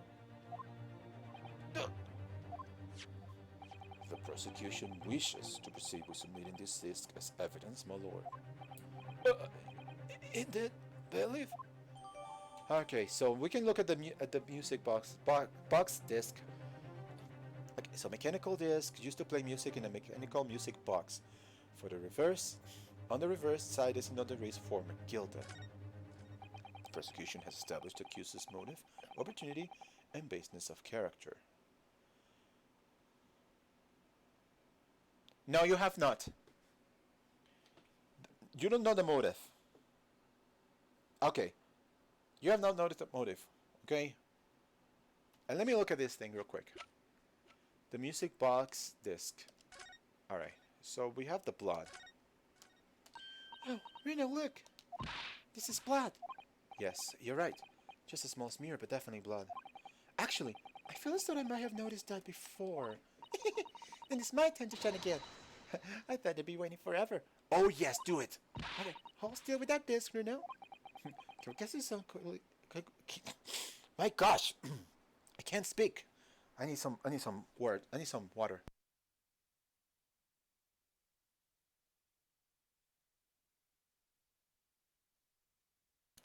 Okay, let's try this again.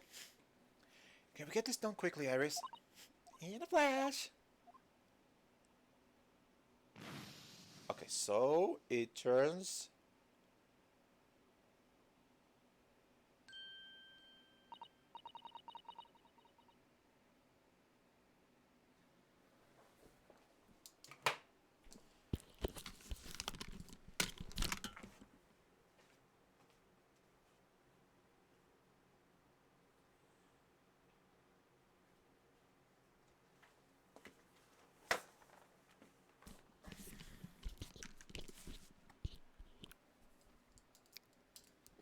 Game. What the hell is this? This is green blood. This is the same as the blood that was on...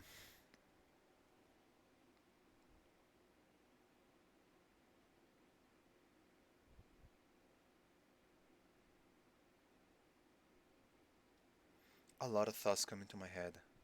A lot of thoughts are coming to my head about this. I can't think straight about this. This is the same kind of blood that we thought was... Oh my gosh. We thought this blood was... Sean's. The green blood. But the green blood is not Sean's. Then whose is it?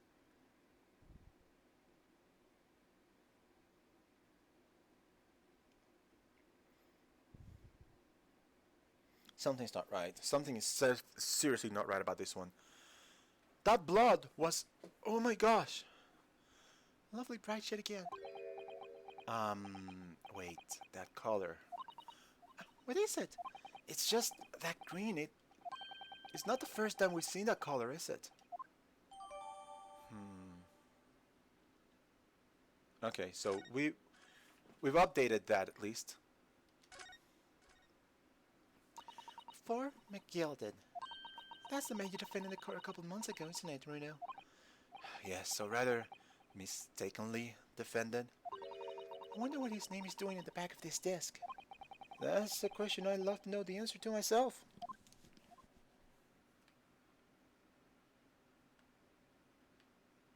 Oh, this looks like sharp bits. So now this thing has been updated. Let me see. So we think this is Tri-Fire Mason's blood, purple. Windy Bank's blood is most certainly blue. This is green. So we don't know whose blood is this then. Green and green.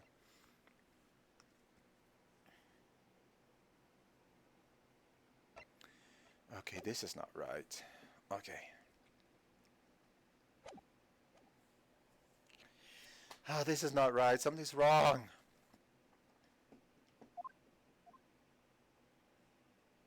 There is nothing more to add.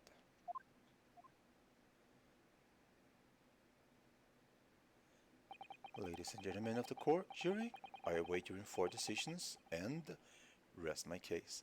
Good. Shut up now. I don't believe it. I had the jury on my side for once, for all of 5 minutes. Hey, we have new evidence. We need to inspect that evidence. Oh dear. It wasn't even for 5 minutes, Reno. My lord! I wonder if I might say something at this point. Proceed, Mr. Foreman. Been stumble about a big out of fog up to now, if truth be told. But all of a sudden, the answer's probably obvious to me, my man. There's only one thing for it. Oh no. Very well. The court will hear from the jury.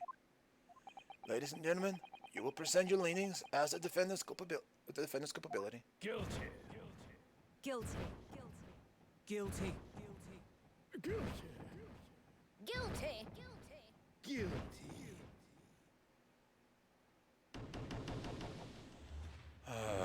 Okay, we're doing this again.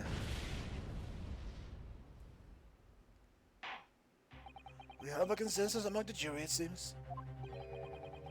We have eliminated the impossible, whatever remains must be the truth. That's my line. I wrote that. Fairly. How dare he use it against us? Don't worry, Iris. I don't think we're finished yet. There's still more to this case than we realize. There must be, because there's one thing that I'm absolutely certain of. Gina didn't shoot Mr. Windybank. That's beyond any doubt. Very well. We will proceed with the second submission examination of the day. Mr. Foreman, are you and the other jurors ready? Get this quarter, this bribe, and ready for action, sir. Very good. So, ladies and gentlemen of the jury, you will each explain on what grounds you have now determined the defendant to be guilty.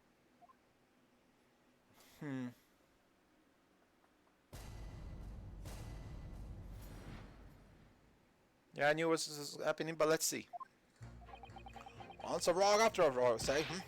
Different breed to us, law-abiding citizens, I say. As only 2 bullets were found at the scene, I would say the whole case is done and dusted. Only 2 bullets. Only 2 bullets? You don't need a stereoscope to see the truth here. Every which way you look at it, it was that pickpocket. I never imagined that simple operation would cause me such grief. The accused attempted a theft on the previous day. I can see him in for a busy day ahead. I am a ballistics expert. I have seen many shootings. There is nothing I do not know about guns. Ooh, I want to ask you about something then. It would seem there is little remaining room for doubt. I have to admit, it was a rather bold by the argument put forward by the chap in black. But when that fell apart like a house of cards, I saw that I jolly well be hoodwinked. Well, no more. The whole courtroom is turning against me. It's not fair. Iris, that prosecutor's being mean. I mean, that's kind of his job, but at the same time, yes. Just because Gina's done some things she shouldn't have done in the past, that doesn't make her a murderer. That's right. You. Allow me to savor this fruity vintage while I savor the spectacle of your fruitless debate on the matter. Here's to the truth coming out. Eventually.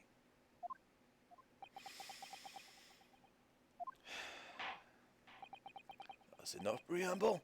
Counsel, proceed with the summation examination. Okay. Yes, my lord.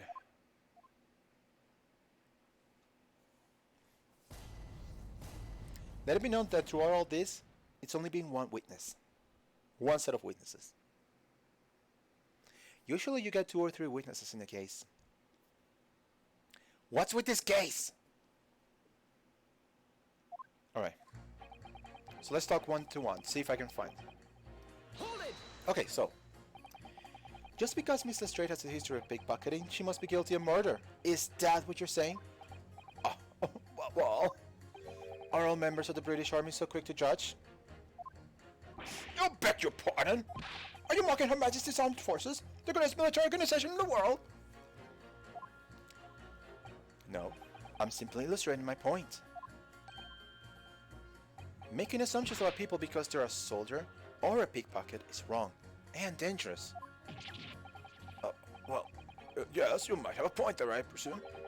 But let's not forget the girl had already shown she had it in her from before. She's clearly a criminal sort of through and through. Can't deny it. When you say that she's shown she had it in her, you're referring to this? Exactly. Try to swipe that only a day early, Or am I mistaken? Not exactly. Given that I was actually there at the time, it's hard to refute that. I've never actually seen the real thing. Can't wait to have a closer look at it. Yes, of course. I mean, we already did, but... Oh! Mr. Sholmes did use his caramel bars to make a copy of the disc, didn't he? And then order every type of music box he could find from across Europe. I was never gonna get here in time. We still don't know what's in your place though, do we? But I'd love to see how the original compares to Hurley's copy. Matilda's disc. Could it be a clue somehow? Perhaps we should examine it in more detail. I mean, we have. Is there anything else we could find here other than the blood stain? We know the blood stain came out as green, and then the McGilda thing. There's nothing much to this, so. Probably somebody's finger. Well, it is, but not just somebody's fingertip. Mr. Benedict's fingertip. Wait a minute, Mr. Benedict's? The man dressed only white? Yes, it happened that afternoon in window. Gina tried to snatch his stick out of the man's hands.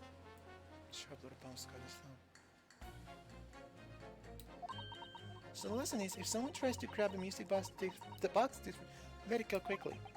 The lesson is, don't dash things, surely. I have a lot of thoughts. I'm not gonna air them out because it sounds so ridiculous. It can't be the truth.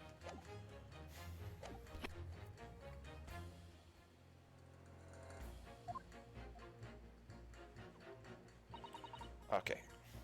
Hold it! So, question about that: if the number is the number of bullets that has you convinced, only 2 bullets were fired, and the guns, 2 guns that fired them had been examined by the police. When the parlor maid asked me how many I invited for dinner, I always tell her to count the table settings. Well, that's logical, I suppose. Although, yes. Sometimes after dining, crockery does go missing. 1 or 2 guests rather like to find china. Does your employer dine with thieves? So I suppose. If there was another bullet somewhere of which we were unaware, I'd have to reconsider my position. So the third bullet theory might actually exist. The question is...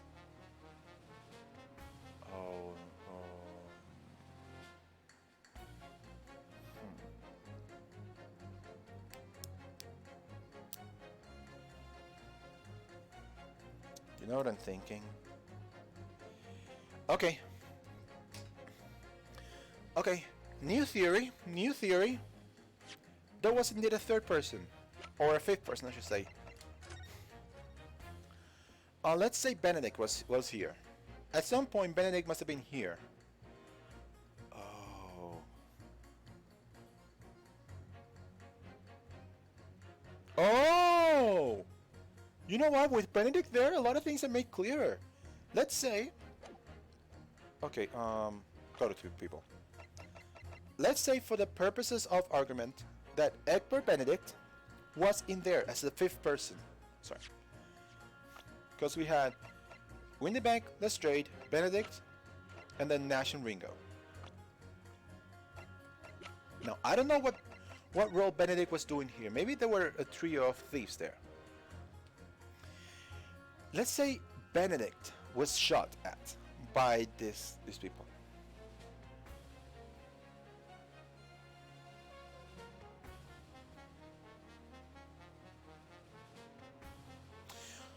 Okay, now I'm thinking, could it have been Gina that shot Benedict? Or could it have been Windybank? I'm gonna say it was Gina. Gina shot Benedict and hit him, and the shot went through Benedict and hit the calendar. That's why that's why it looks like it's Benedict's blood. And then Benedict ran over. This is where Gina started hiding, and then he ran because he had no gun. Because Windybank had no gun. He ran. Benedict ran after him. Benedict shot him. Gina, still gun in hand, closed the door and somehow fainted. Benedict ran away. The other two stayed behind to clean the mess. Then the three came here. They shot my gosh. They shot this guy, Sholmes. But Sholmes' gun, Sholmes' blood is not the one here, it's something different. If we can somehow figure out that Sholmes is alive and they took the bullet out of... Oh my gosh, that could be amazing. Because then there's a third gun unaccounted for. I think I'm on the right path. I think I'm on the right path with that theory. Sorry. I had a previous theory where, for some reason, Benedict made himself look like he was Sholmes. But I don't think that's the truth. I think that what I'm saying is correct. A third bullet somewhere in the scene? Could that even be possible? I don't think I can prove it yet. Fortunately, only 2 bullets were discovered by the police during their investigation.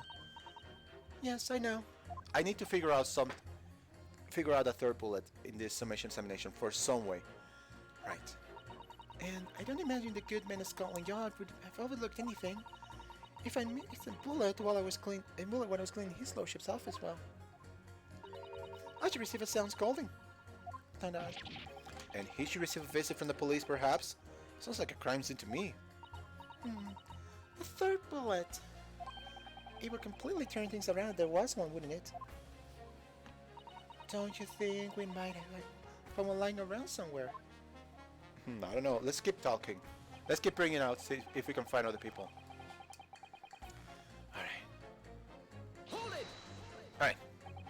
So, if I understood correctly, you need 2 pictures. A left eye and a slightly different right eye. Exactly. Then you can set the scene in 3 dimensions like this. So, if we have 2 bullets, I don't suppose you can see anything useful with them? I think you'll find that no matter how much you squint, the truth of the situation always looks the same here. The only person who could have shot the victim is that girl on the dock. How can you be so sure of that? Think about it. Skulking brothers shot the great detective, don't they? Yes, that's been mentioned once or twice. Well then, surely it's coming into focus now, isn't it? This is a waste of time. I'm not going to change this man's mind anytime soon.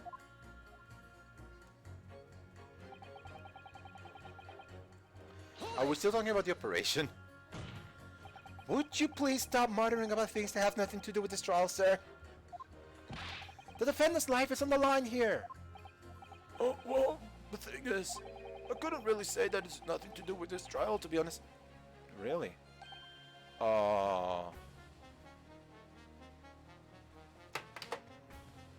You're the surgeon who operated on Sholmes, weren't you? Why didn't I put two and two together on that? I mean, there's no question that the man was shot, but the bullet has simply vanished from his stomach. Vanished? It's quite inexplicable, don't you think?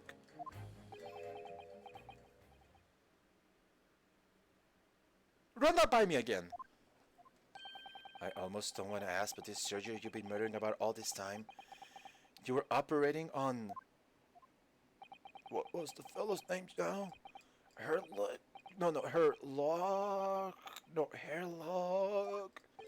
Hairlock Sholmes, by any chance? Oh yes, good lord! Oh, was that Hairlock fellow? What? You're the surgeon who operated on Mr. Sholmes? Oh, that's right. Using the very latest anesthesia techniques, some of that. It was a fairly major op, I can tell you. This is crazy. Let me see. The fellow was brought in not long after midnight, if I remember correctly. They say they've been shot some criminal or other, so they'll open up quite a shot. But the funny thing is, he went over his insides with a fine. I went over his inside with a fine tooth comb. I couldn't find the bullet anywhere.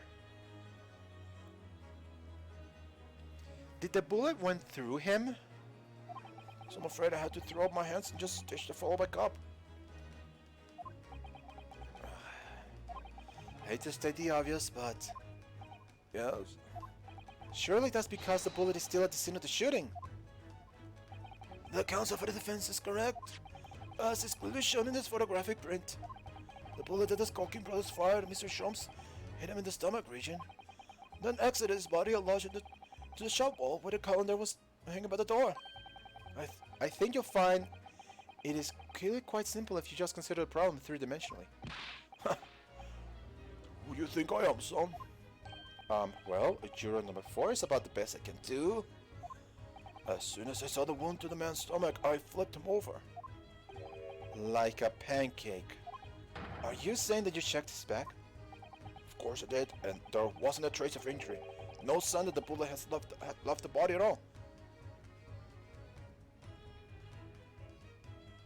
Mr. Surgeon, you just became my best friend ever. Say that again. What? That's the point! The only logical conclusion is the bullet was still somewhere in the man's innards. Which is exactly why I set about slicing him up. Did, for some reason, Mr. Sholmes pull that bullet out of his own body? Did Mr. Sholmes take the bullet out of his own body? I just don't know. Oh my gosh, if that is the truth, Mr. Sholmes, you absolute idiotic. I don't know what words to use on him. I'm still none the wiser even now. How many times do I have to say it? Can somebody please explain how it happened? Can somebody please solve the mystery? It's almost as much of a mystery as how this jury was put together. Mr. F, where that bullet ended up is infuriating. Where's an expert when you need one? I wanna... Okay, sit down. I'll talk to you later. Hold it! Who's this? Wait a minute. Hold up. Okay. I am sorry that I have to do this, but I need to make sure.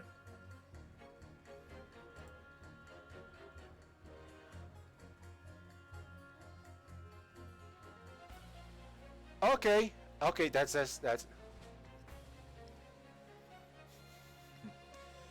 okay.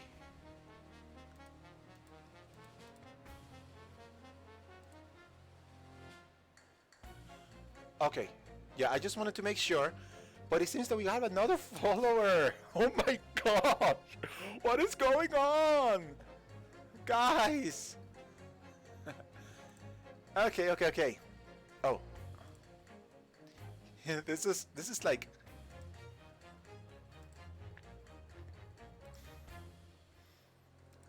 oh my gosh. Okay. Tranquility's Flotion? I guess that's how you say your name.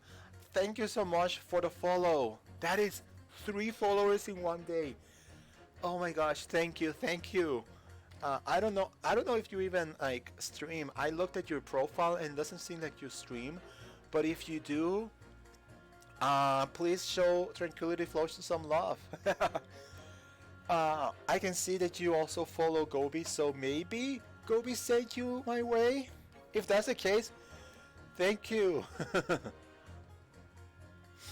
Oh my gosh, we are up to 19 followers. We are so close to 20. I can almost taste it. Yes, I know it says 18 on my screen, but actually I have 19 followers. Oh my gosh, it's so close. Oh my, if I could get to 20 before the stream ends, I will be so happy, because that's like 2/5 of the way to get into that 50 follower mark. Because as soon as I get 50 followers, that's 2 things I got set. 2 things I got set. Stream hours and in follower list. All I need, oh my gosh. That would be so fantastic if I could just get it there. Okay.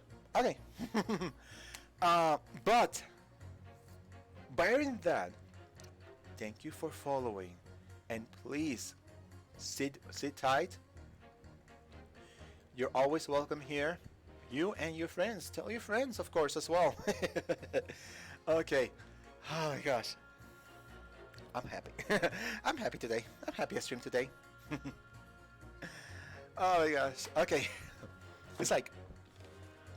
It's the excitement of this game plus the happiness of people coming in and actually believing in me enough to follow me. Thank you for that. So, what do you mean you're in for a busy day? Forget to say, stop. Do you excuse me? Stop. I'm a communications officer. Stop. A communications officer? Does that have something to do with sending telegrams? Everything from personal messages written by members to the public to the latest news in the capital. I convert all the messages into Morse code and type it out to the entire world electronically. To the entire world? Hold on. Thousands of miles of cable under the sea. Stop. World Communications Network. Stop. Information transmitted to and from all corners of the globe. Stop. Yes. She was getting equally worked up over radio waves or the likes before, wasn't she? I specialize in communicating information from government departments and newspaper offices. I see. I'm sure I shall have to wire the newspaper reports of today's guilty verdict later. So no sleep for me tonight, I imagine. Let's just finish the trial first, shall we? And then we got this one. The ballistics expert. Now I can see where I have to go. So I just want to know what this guy has to say before continuing. I thought you were a tourist. Ah, here we go again. Good day. I am visiting London for sightseeing. I would like to take boss to Crystal Tower, please. There's no way he's just a visiting tourist. So, you're a ballistics expert. Who knew? I have much experience with guns. Huh.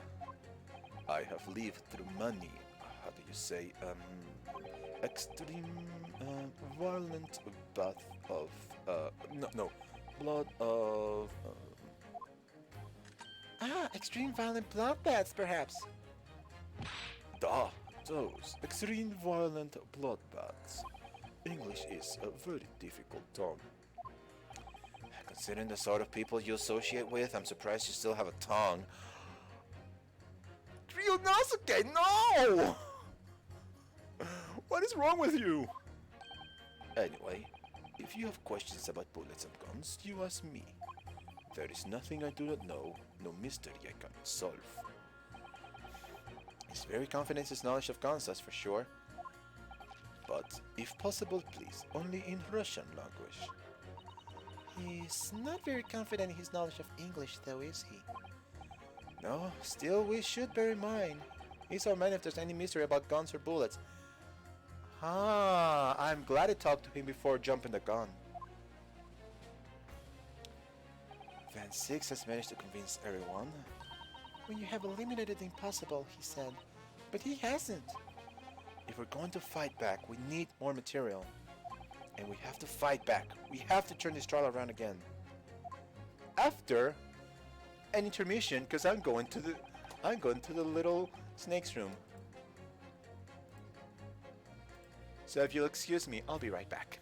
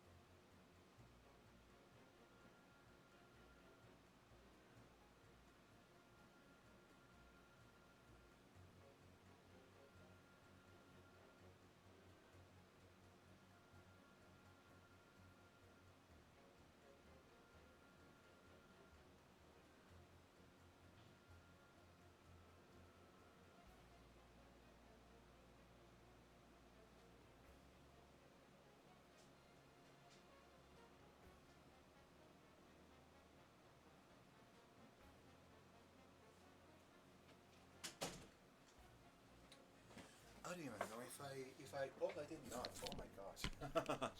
I did not turn off the oh my gosh. All right, we're back. All right.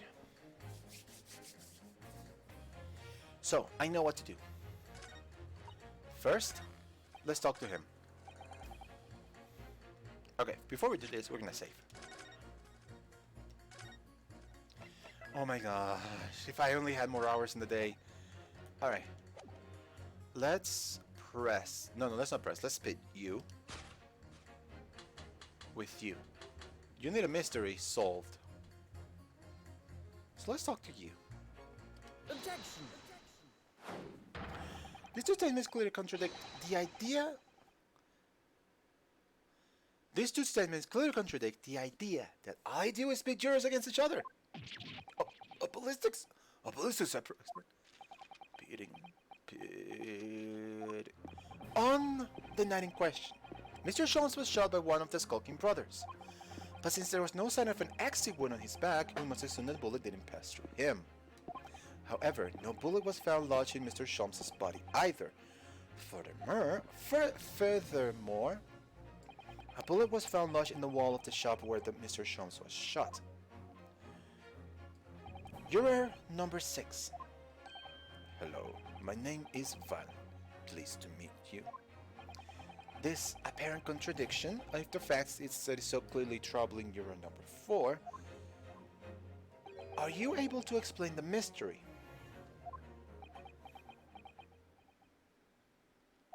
I have seen very similar situation in Motherland. It was night. There was blizzard. I was running away along mountain road on freezing cold. Golly! The snow was piling high on both sides of the road. It was very narrow and dangerous. My pursuers have hunting rifles. They were on dog sleds. Mental note, don't ask too many questions. Oh, whoa. I was shot from behind and fell down in snow. And the situation was very similar to what I hear today from doctor. They could not find bullet in my body. And no sign of, how do you say, exit wound. Then, where did the bullet go? Bullet never hit me. Well, if it never hit you, while you fall down? Bullet hit a frozen wall of ice very close to my side.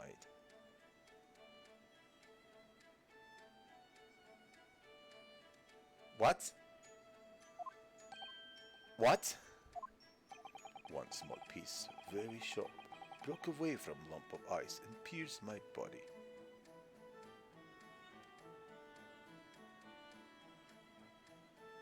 What?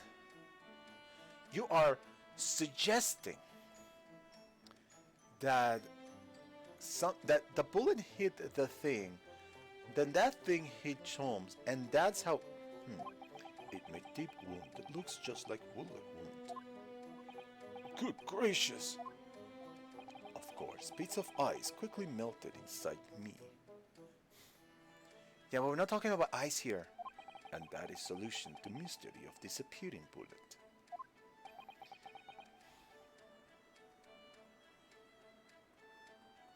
How do I break this to Mr. Russian dude over here?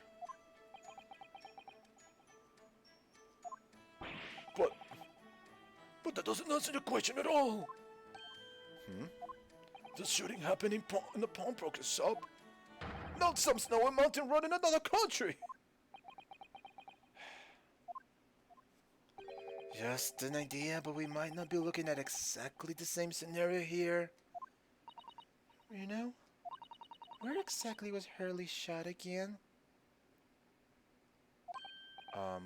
Well, according to the report, in his stomach. Sort of around this area, I think. Well, that's precisely where he always wears a little pouch on his belt.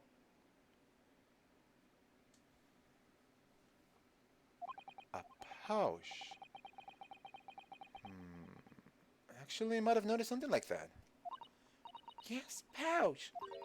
It's where he keeps 3 glass vials of very dangerous chemicals that he uses in his investigations. 3 vials of very dangerous chemicals. 3 vials. The vials... with that? What, really? Doctor! Where is the pouch Mr. Sholmes was wearing? Oh, well... the fellow had nothing like that on his person when he arrived at the hospital, as far as I remember. If I may. Lorven 6? While I realize it is forbidden for the prosecution to interject during a summation examination, you don't give a rat's ass about the rules, now do you? I should inform the defense that I have the pouch in question in the antechamber outside the courtroom. Sorry? As I understand it, when the police arrived on the scene and found Mr. Sholmes injured, they removed the pouch in order to assess the wound. Oh, thank goodness! I thought I was getting forgetful for a moment. Since then, it has been in my safekeeping along with all other evidence relating to the case. I can personally vouch for the fact that it has not been touched since the incident occurred. Very well. While extremely unconventional during a summation examination, I must demand the prosecution presents the item in question with all speed. Bring forth Mr. Herlock Sholmes' pouch. If this has the bullet, then there's a third bullet, there's a third gun, and there must have been another person. I see. So this is the pouch. Former Mr. Sholmes in the night question, isn't it? Yeah, I've seen this thing before.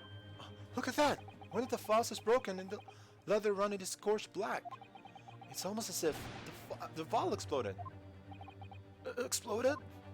So, that night, the bullet from the Skulking Brothers gun struck Mr. Sholmes' pouch.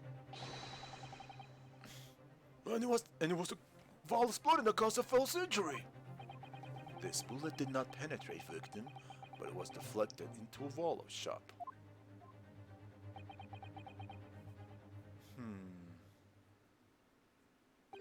A delightfully complex aroma. Well, it would appear one mystery has been solved at least.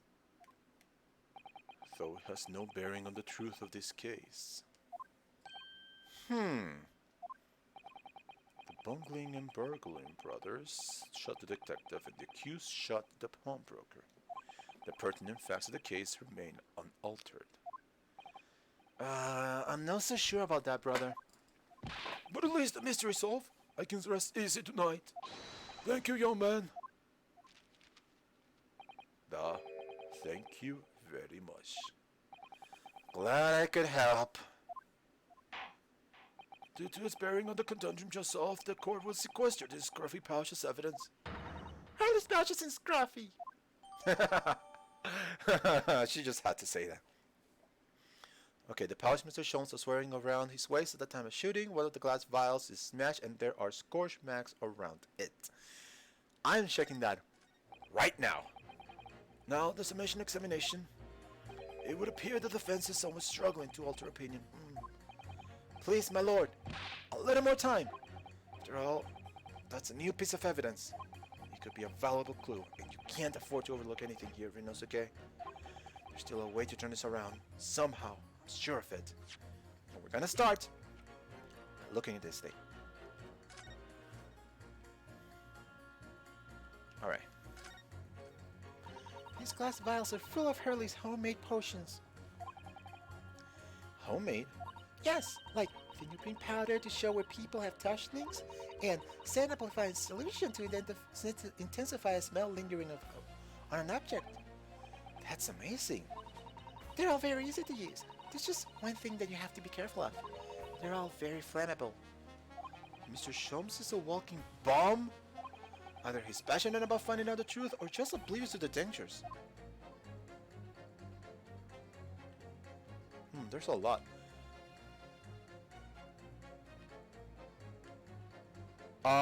There's too much going around here.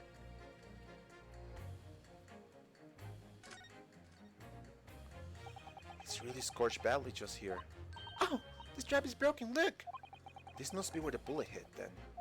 Let me see... Bro! Bro, there it is! What? What the? Iris, look! Behind where the broken file was. Do you see it? Oh, that's Clean Brothers bullet! Oh, what a stroke of luck! They hit this pouch. This is an amazing discovery. What this means is there were 3 bullets fired in the banks that night. We found exactly what the juror was talking about. The 3rd bullet. It's time to press it. It's time to press the juror again, I think.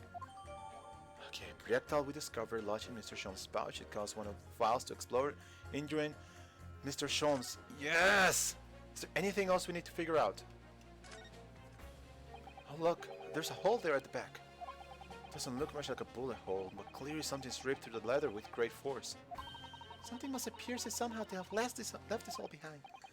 Yes, it looks that way. Mr. Sholmes and his pouch both took a beating, didn't they? On the plus side, Mr. Sholmes didn't perform an operation on himself to try and pull the bullet out. Oh, these guys are idiots! They did not investigate anything! Anyway, we got everything we want. Let's examine the bullet real quick. This is the bullet that was fired from the Skulking Brothers' gun on the night of the incident. I'm sure of it. Sure, it turns out it never actually entered Hurley's body at all. Thanks to the thick leather that pouch he was wearing, it saved him. Hurley's always lucky like that. Well, considering that he had to go through in hospital, I wonder how lucky he really was. Oh dear, poor Hurley. Okay, is there anything else? It's the bullet. Alright. Okay. It was good, but I want to talk to... No, sorry. You. Alright, let's press and let's go through until we get to the... Also? Okay. A 3rd bullet somewhere in this scene. Could that have been possible? I can prove it! Allow me to show you then. The 3rd bullet. It's literally called the 3rd bullet. Take that! Yes, I also saw my one during the court. Of course! Look. I know this attorney is new to you, Wendy, but let me give you an example. Some prosecutors bring whips to the courtroom. Some bring coffee. Some bring a guitar.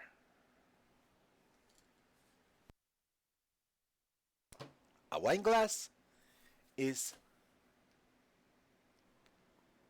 basically pedestrian. Heck, there's a prosecutor that brings his pet bird. And by bird I mean like a crow.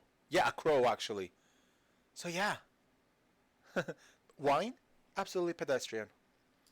Here it is. We discovered it just now. Yes, on the night in question in Windy Max Pawnbrokery, another bullet was fired. I'm loving this. Hold it! What is this new trickery, you Nipponese conjurer? Where did you find that bullet? It was lodged inside Mr. Sholmes' pouch. What? This pouch was removed from around Mr. Sholmes' waist before he was taken to the hospital. Since then, it has been touched by no one. Do you mean to say the shot fired from the Skulking Brothers that night? Yes. As your lordship has summarized, it hit this pouch. But that makes no sense whatsoever. We already know the whereabouts of the bullet fire and Mr. Sholmes. It's clearly visible in this photographic print. Oh! 2 guns from the scene have already been submitted into the court record as evidence. Yes, that of Windebank and that belonging to the Skulking Brothers. An examination of both guns revealed that only a single bullet has been fired from each. But that was mean! That's right. Oh. We now know that on the night in question, 3 bullets were fired. However, only 2 bullets were fired from the guns recovered from the crime scene. And until that incontrovertible inconsistency is somehow explained, we cannot and must not pass judgment. How you like that, me throwing that onto your face, Mr. Prosecutor? Oh! Oh! Shot through the heart, and you're to blame. Other! While this submission examination remains incomplete, the court has been presented with new facts. Facts that would appear to shake the very foundations upon which the case against the defendant has been built. As it is my prerogative in this situation, I hereby temporarily suspend the summation examination. Boy, Jupiter! What? Bailiff, bring the witnesses back on the stand at once! Oh my gosh. What you gotta say now? I gotcha. Witnesses? Governor, were you listening to the proceedings where the defense carried out the summation examination? We was, Governor, we was. Perhaps we can dispense with the tedious preamble. Simply answer this one question. A 3rd bullet has been identified at the scene of the crime. What do you make of that? Make of it, Gov? I didn't make nothing of nothing. It is one of yours. Gov, not a chance. In that case, did you have an accomplice? What? No, the Skulking Brothers walk alone. That's just a bad. That's a trademark. Didn't you say at the beginning of this whole thing, now that I'm remembering, and I think this was, what, yesterday? At the beginning of this whole thing, you said, and I quote, you were looking for your brother. Who is your so-called brother? Answer the question for the court. How soon we forget poor Sulky. Only 2 of the bullets from the crime scene originated from the firearms we have in evidence. The 3rd bullet was fired from another gun. Where is it? Oh, let me... That's it, Crasher. Uh, Counsel for the defense. Uh, yes. I should like to hear your thoughts regarding these new developments. The third bullet, and the mysterious missing firearm from whence it came. Thinking back over all the testimony we heard and all the evidences we've seen, I think I'm starting to form a picture. A picture of what really happened that night. And I think it is exactly what I said at the beginning. There was a third person. I think there were 3 thieves instead of 2. But the third one is the leader. And that's why the other 2 were left behind to like clear up the scene of the crime.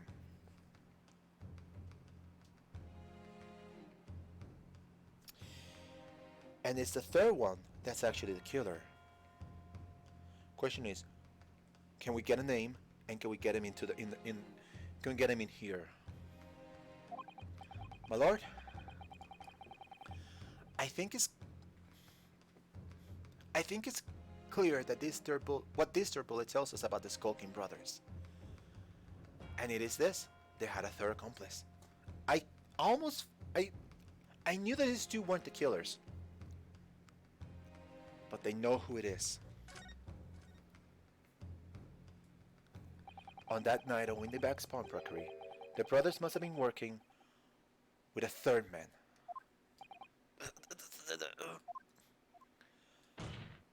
The witnesses are clearly doing their best to cover up the existence of this accomplice. But the evidence all points to the fact that there was someone else present. Someone carrying a gun. Objection! Okay, what did you object on? On what basis did you object on? An accomplice, you say? Pixwell. Pixwell. Really?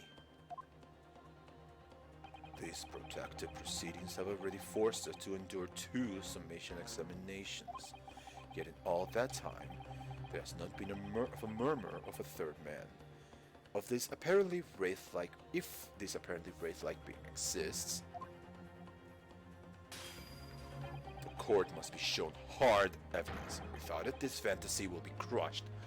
We already have the third bullet, and there must have been a third gun, and you yourself admit that there has to be a third gun. Why are you not admitting that this person has to exist? Ah! The prosecution demands answers on 2 counts. Firstly, proof, evidence that this accomplice was ever at the scene of the crime. And secondly, the identity of this spurious character. Okay, the Skulkings are lying. I know that. But how can I ascertain the identity of the person they're hiding? How many glasses of wine has he had? 1 too many, in my opinion. 1 too many. He's getting forgetful. Well, counsel,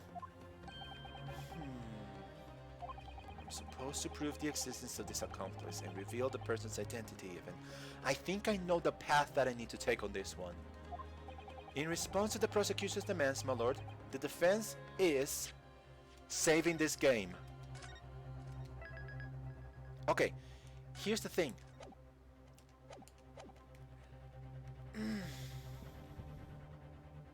I'll go for another half hour.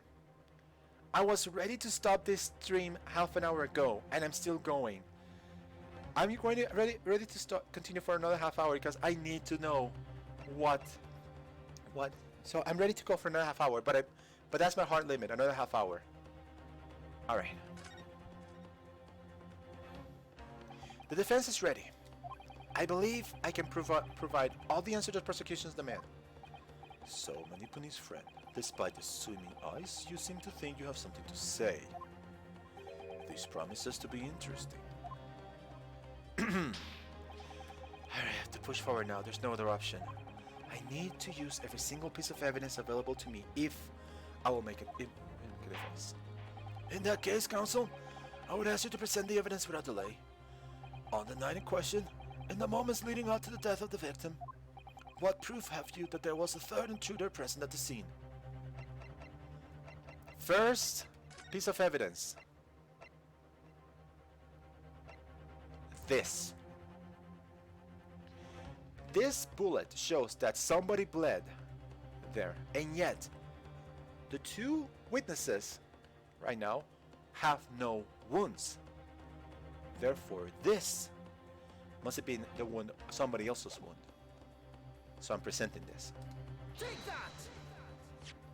The evidence is right here, in this portfolio. But yo, the portfolio again, is it? Do you expect the court to rifle through the papers itself? Be more specific. You claim one of these blood samples proved the existence of this intruder. Well, which one is it? Simple.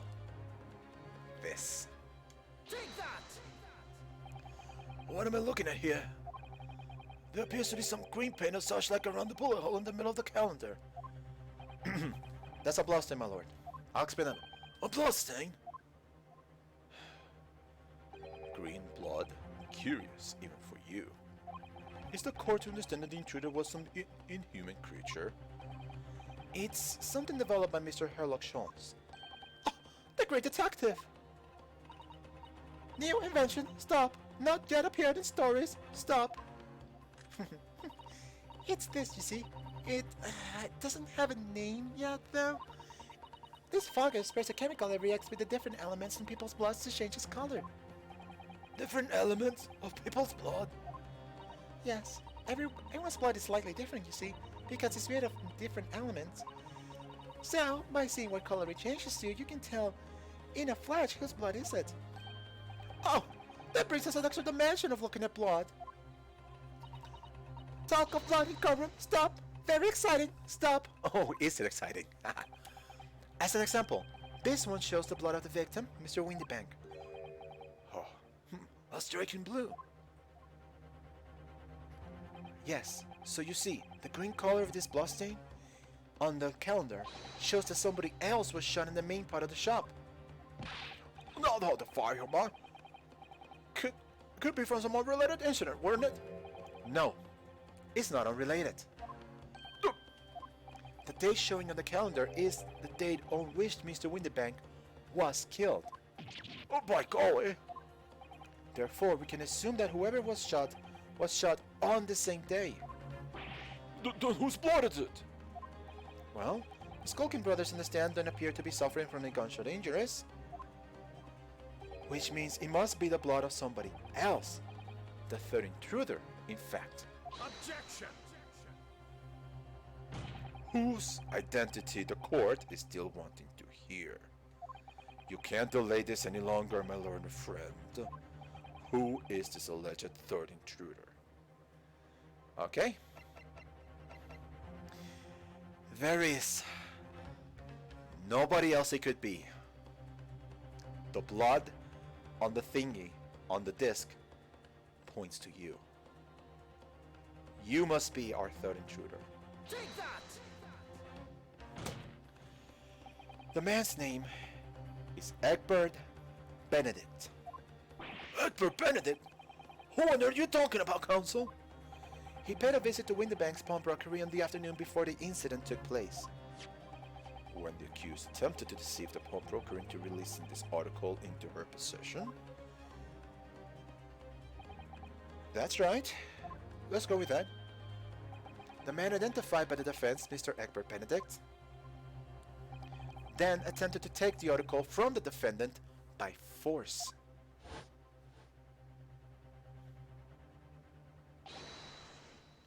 Brokaw? I don't know what voice I came in. Yes, sir.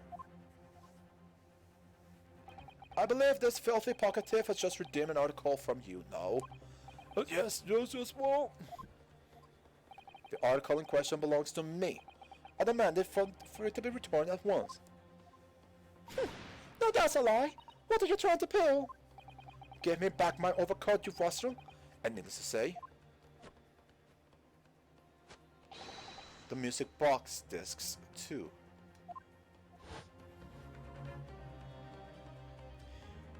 Inspector Grex was there at the time and can attest to what happened.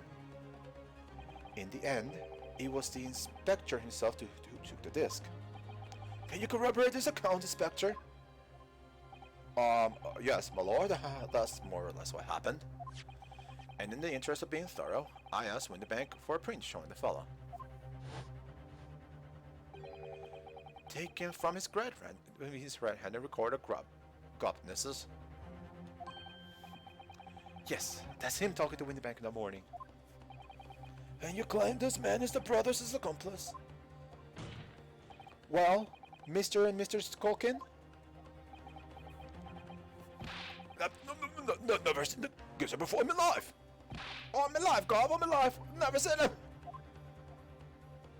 Well, somewhat unsurprisingly, it appears our witnesses disagree with the assertion. I'm sure your lordship recalls my learned Nipponese friend's actual assertion, which was that the court could prove the identity of the alleged accomplice. Yes, and I can. Then show us the evidence. I agree. We must see proof that the clean-clad gentleman in the photograph is the filthy criminal you say he is. Okay. This is the last piece of evidence. I've had a feeling that something has been missing in this trial from the very start. But now, I'm going to drag it kicking and screaming into the courtroom. Are you ready to present your answer to the court then, counsel? Yes, my lord. The defense will present the evidence now. Proof that the man pictured in this photographic print was in fact the person struck by the third bullet. And it is this.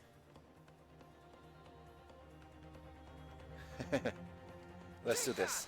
I don't even need to save. As I mentioned before, on the afternoon of the day in question, the defendant attempted, deceitfully admittedly, to reclaim this disc from Winterbanks.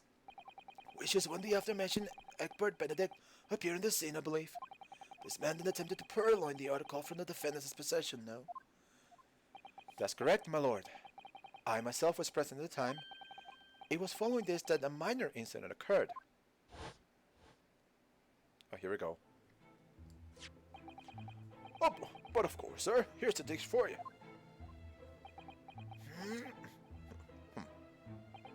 Very well. Very well. Then I shall bid you farewell.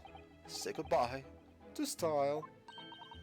Wait a minute! That desk is mine!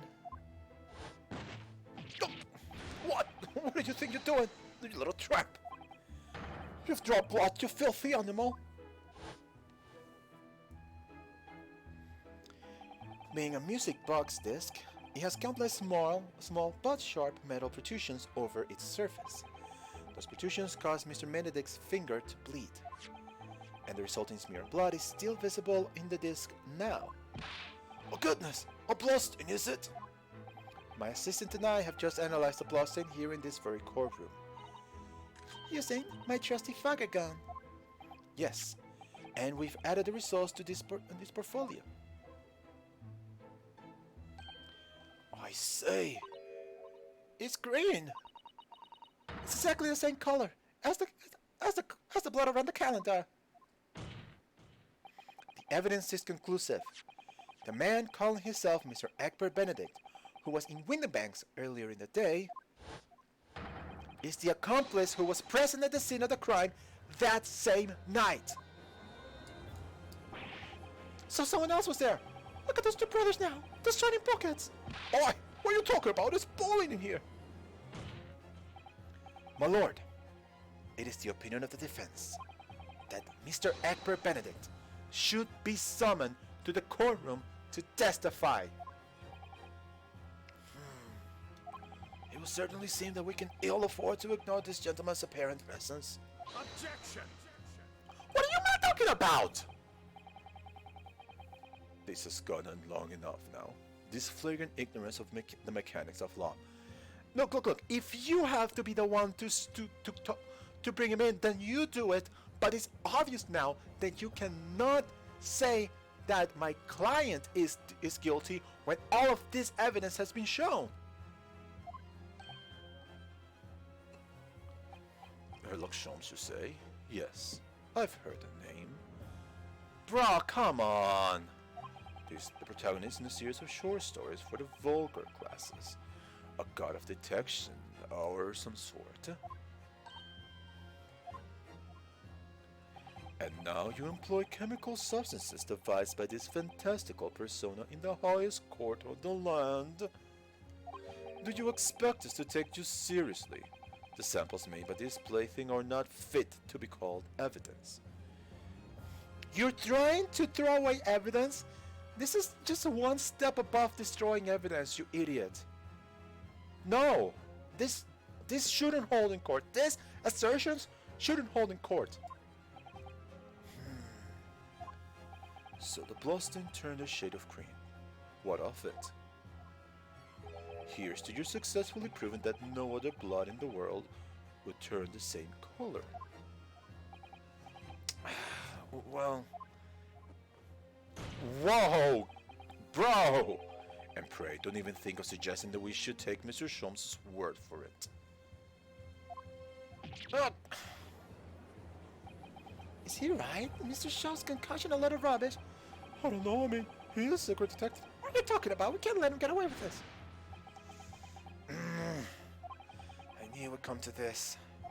Of course, Mr. Sholmes' invention isn't going to be recognized by any official body. But what other choice did I have? I'm just remembering what Father Christmas over there said before. About how he was temporarily suspending the summation examination. Wait a minute. In other words,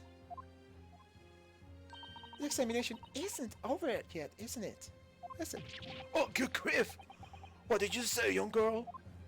And in the summation examination, the decision as to whether or not the trial continues is in the hands of the 6 jurors, isn't it? Oh? 6? You have no jurisdiction here, bruh. So, the way I see it doesn't matter what certain other people think of Hurley's invention. At least, not for now. Yes, it's right. Young lady, you have quite a devious mind. It really just comes down to one thing. Whether these ladies and gentlemen of the jury are convinced by what you say, Runa. Is that about right, would you say? Or did I misunderstand something? Unbelievable. Mr. Sholmes' partner is a force to be reckoned with. Iris Wilson, sharpshooter. After that, shoot prick pieces of the situation from an entirely unexpected source. It must be acknowledged that the previous summation examination has yet to reach its conclusion. This is absurd. Ladies and gentlemen of the jury, the court will now looks to you for your final leanings on this matter. As proud citizens of Her Majesty's Britain, I'm sure you will come to a fair and just conclusions. So then, state your final decisions in turn, please. Not guilty. Not guilty. Not guilty. Guilty. Really? Guilty. Not guilty.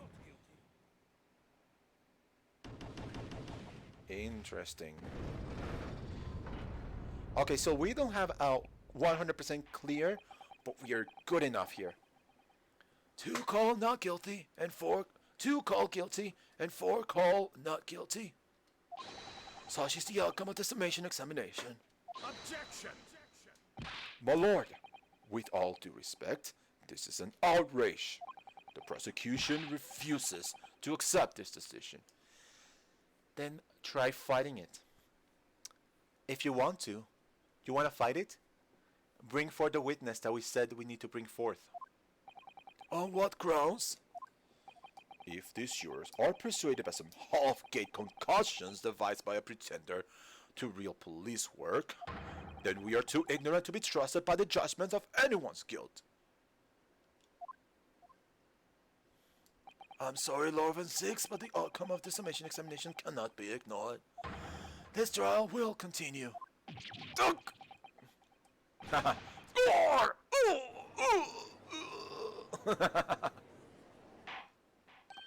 Nevertheless, we find ourselves in a rather awkward situation. The defense has very reasonably requested the subpoena of a new witness. But sadly, I fear that will be impossible. What? The name the gentleman gave for himself, Egbert Benedict, is quite clearly false. I don't believe it. Just when I managed to prove the man was there that night. Could I say something? Who's saying this? Oh, who was that? Please? Who spoke? It was me, my lord. You're number 5. Huh. What have you to say, madame? If possible, Inspector. Me, madame? I wonder if you might show the photographic print to me again, the one in which the gentleman is shown. Oh, all right. Yes, this one you mean, of Mr. Benedict.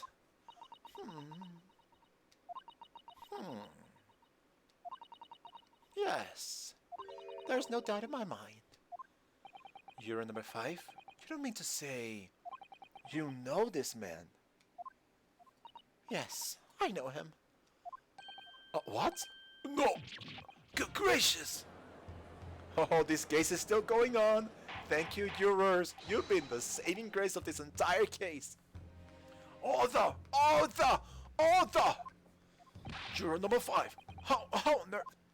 I am a communications officer. Stop. As we can clearly see, the gentleman in photograph is... Stop. Also a communications officer. Stop. He works in my office. Stop. He should have known better than to do this. You idiotic idiot. A very talented operator, in fact. Stop. He should be in the communication station now. Stop. Tapping away on the telegraph. Stop. This doesn't seem right somehow. Can't put my finger on why, but it doesn't feel right. I suppose we all imagined the accomplice would be some sort of hardened criminal. Maybe he's just like, you know, being...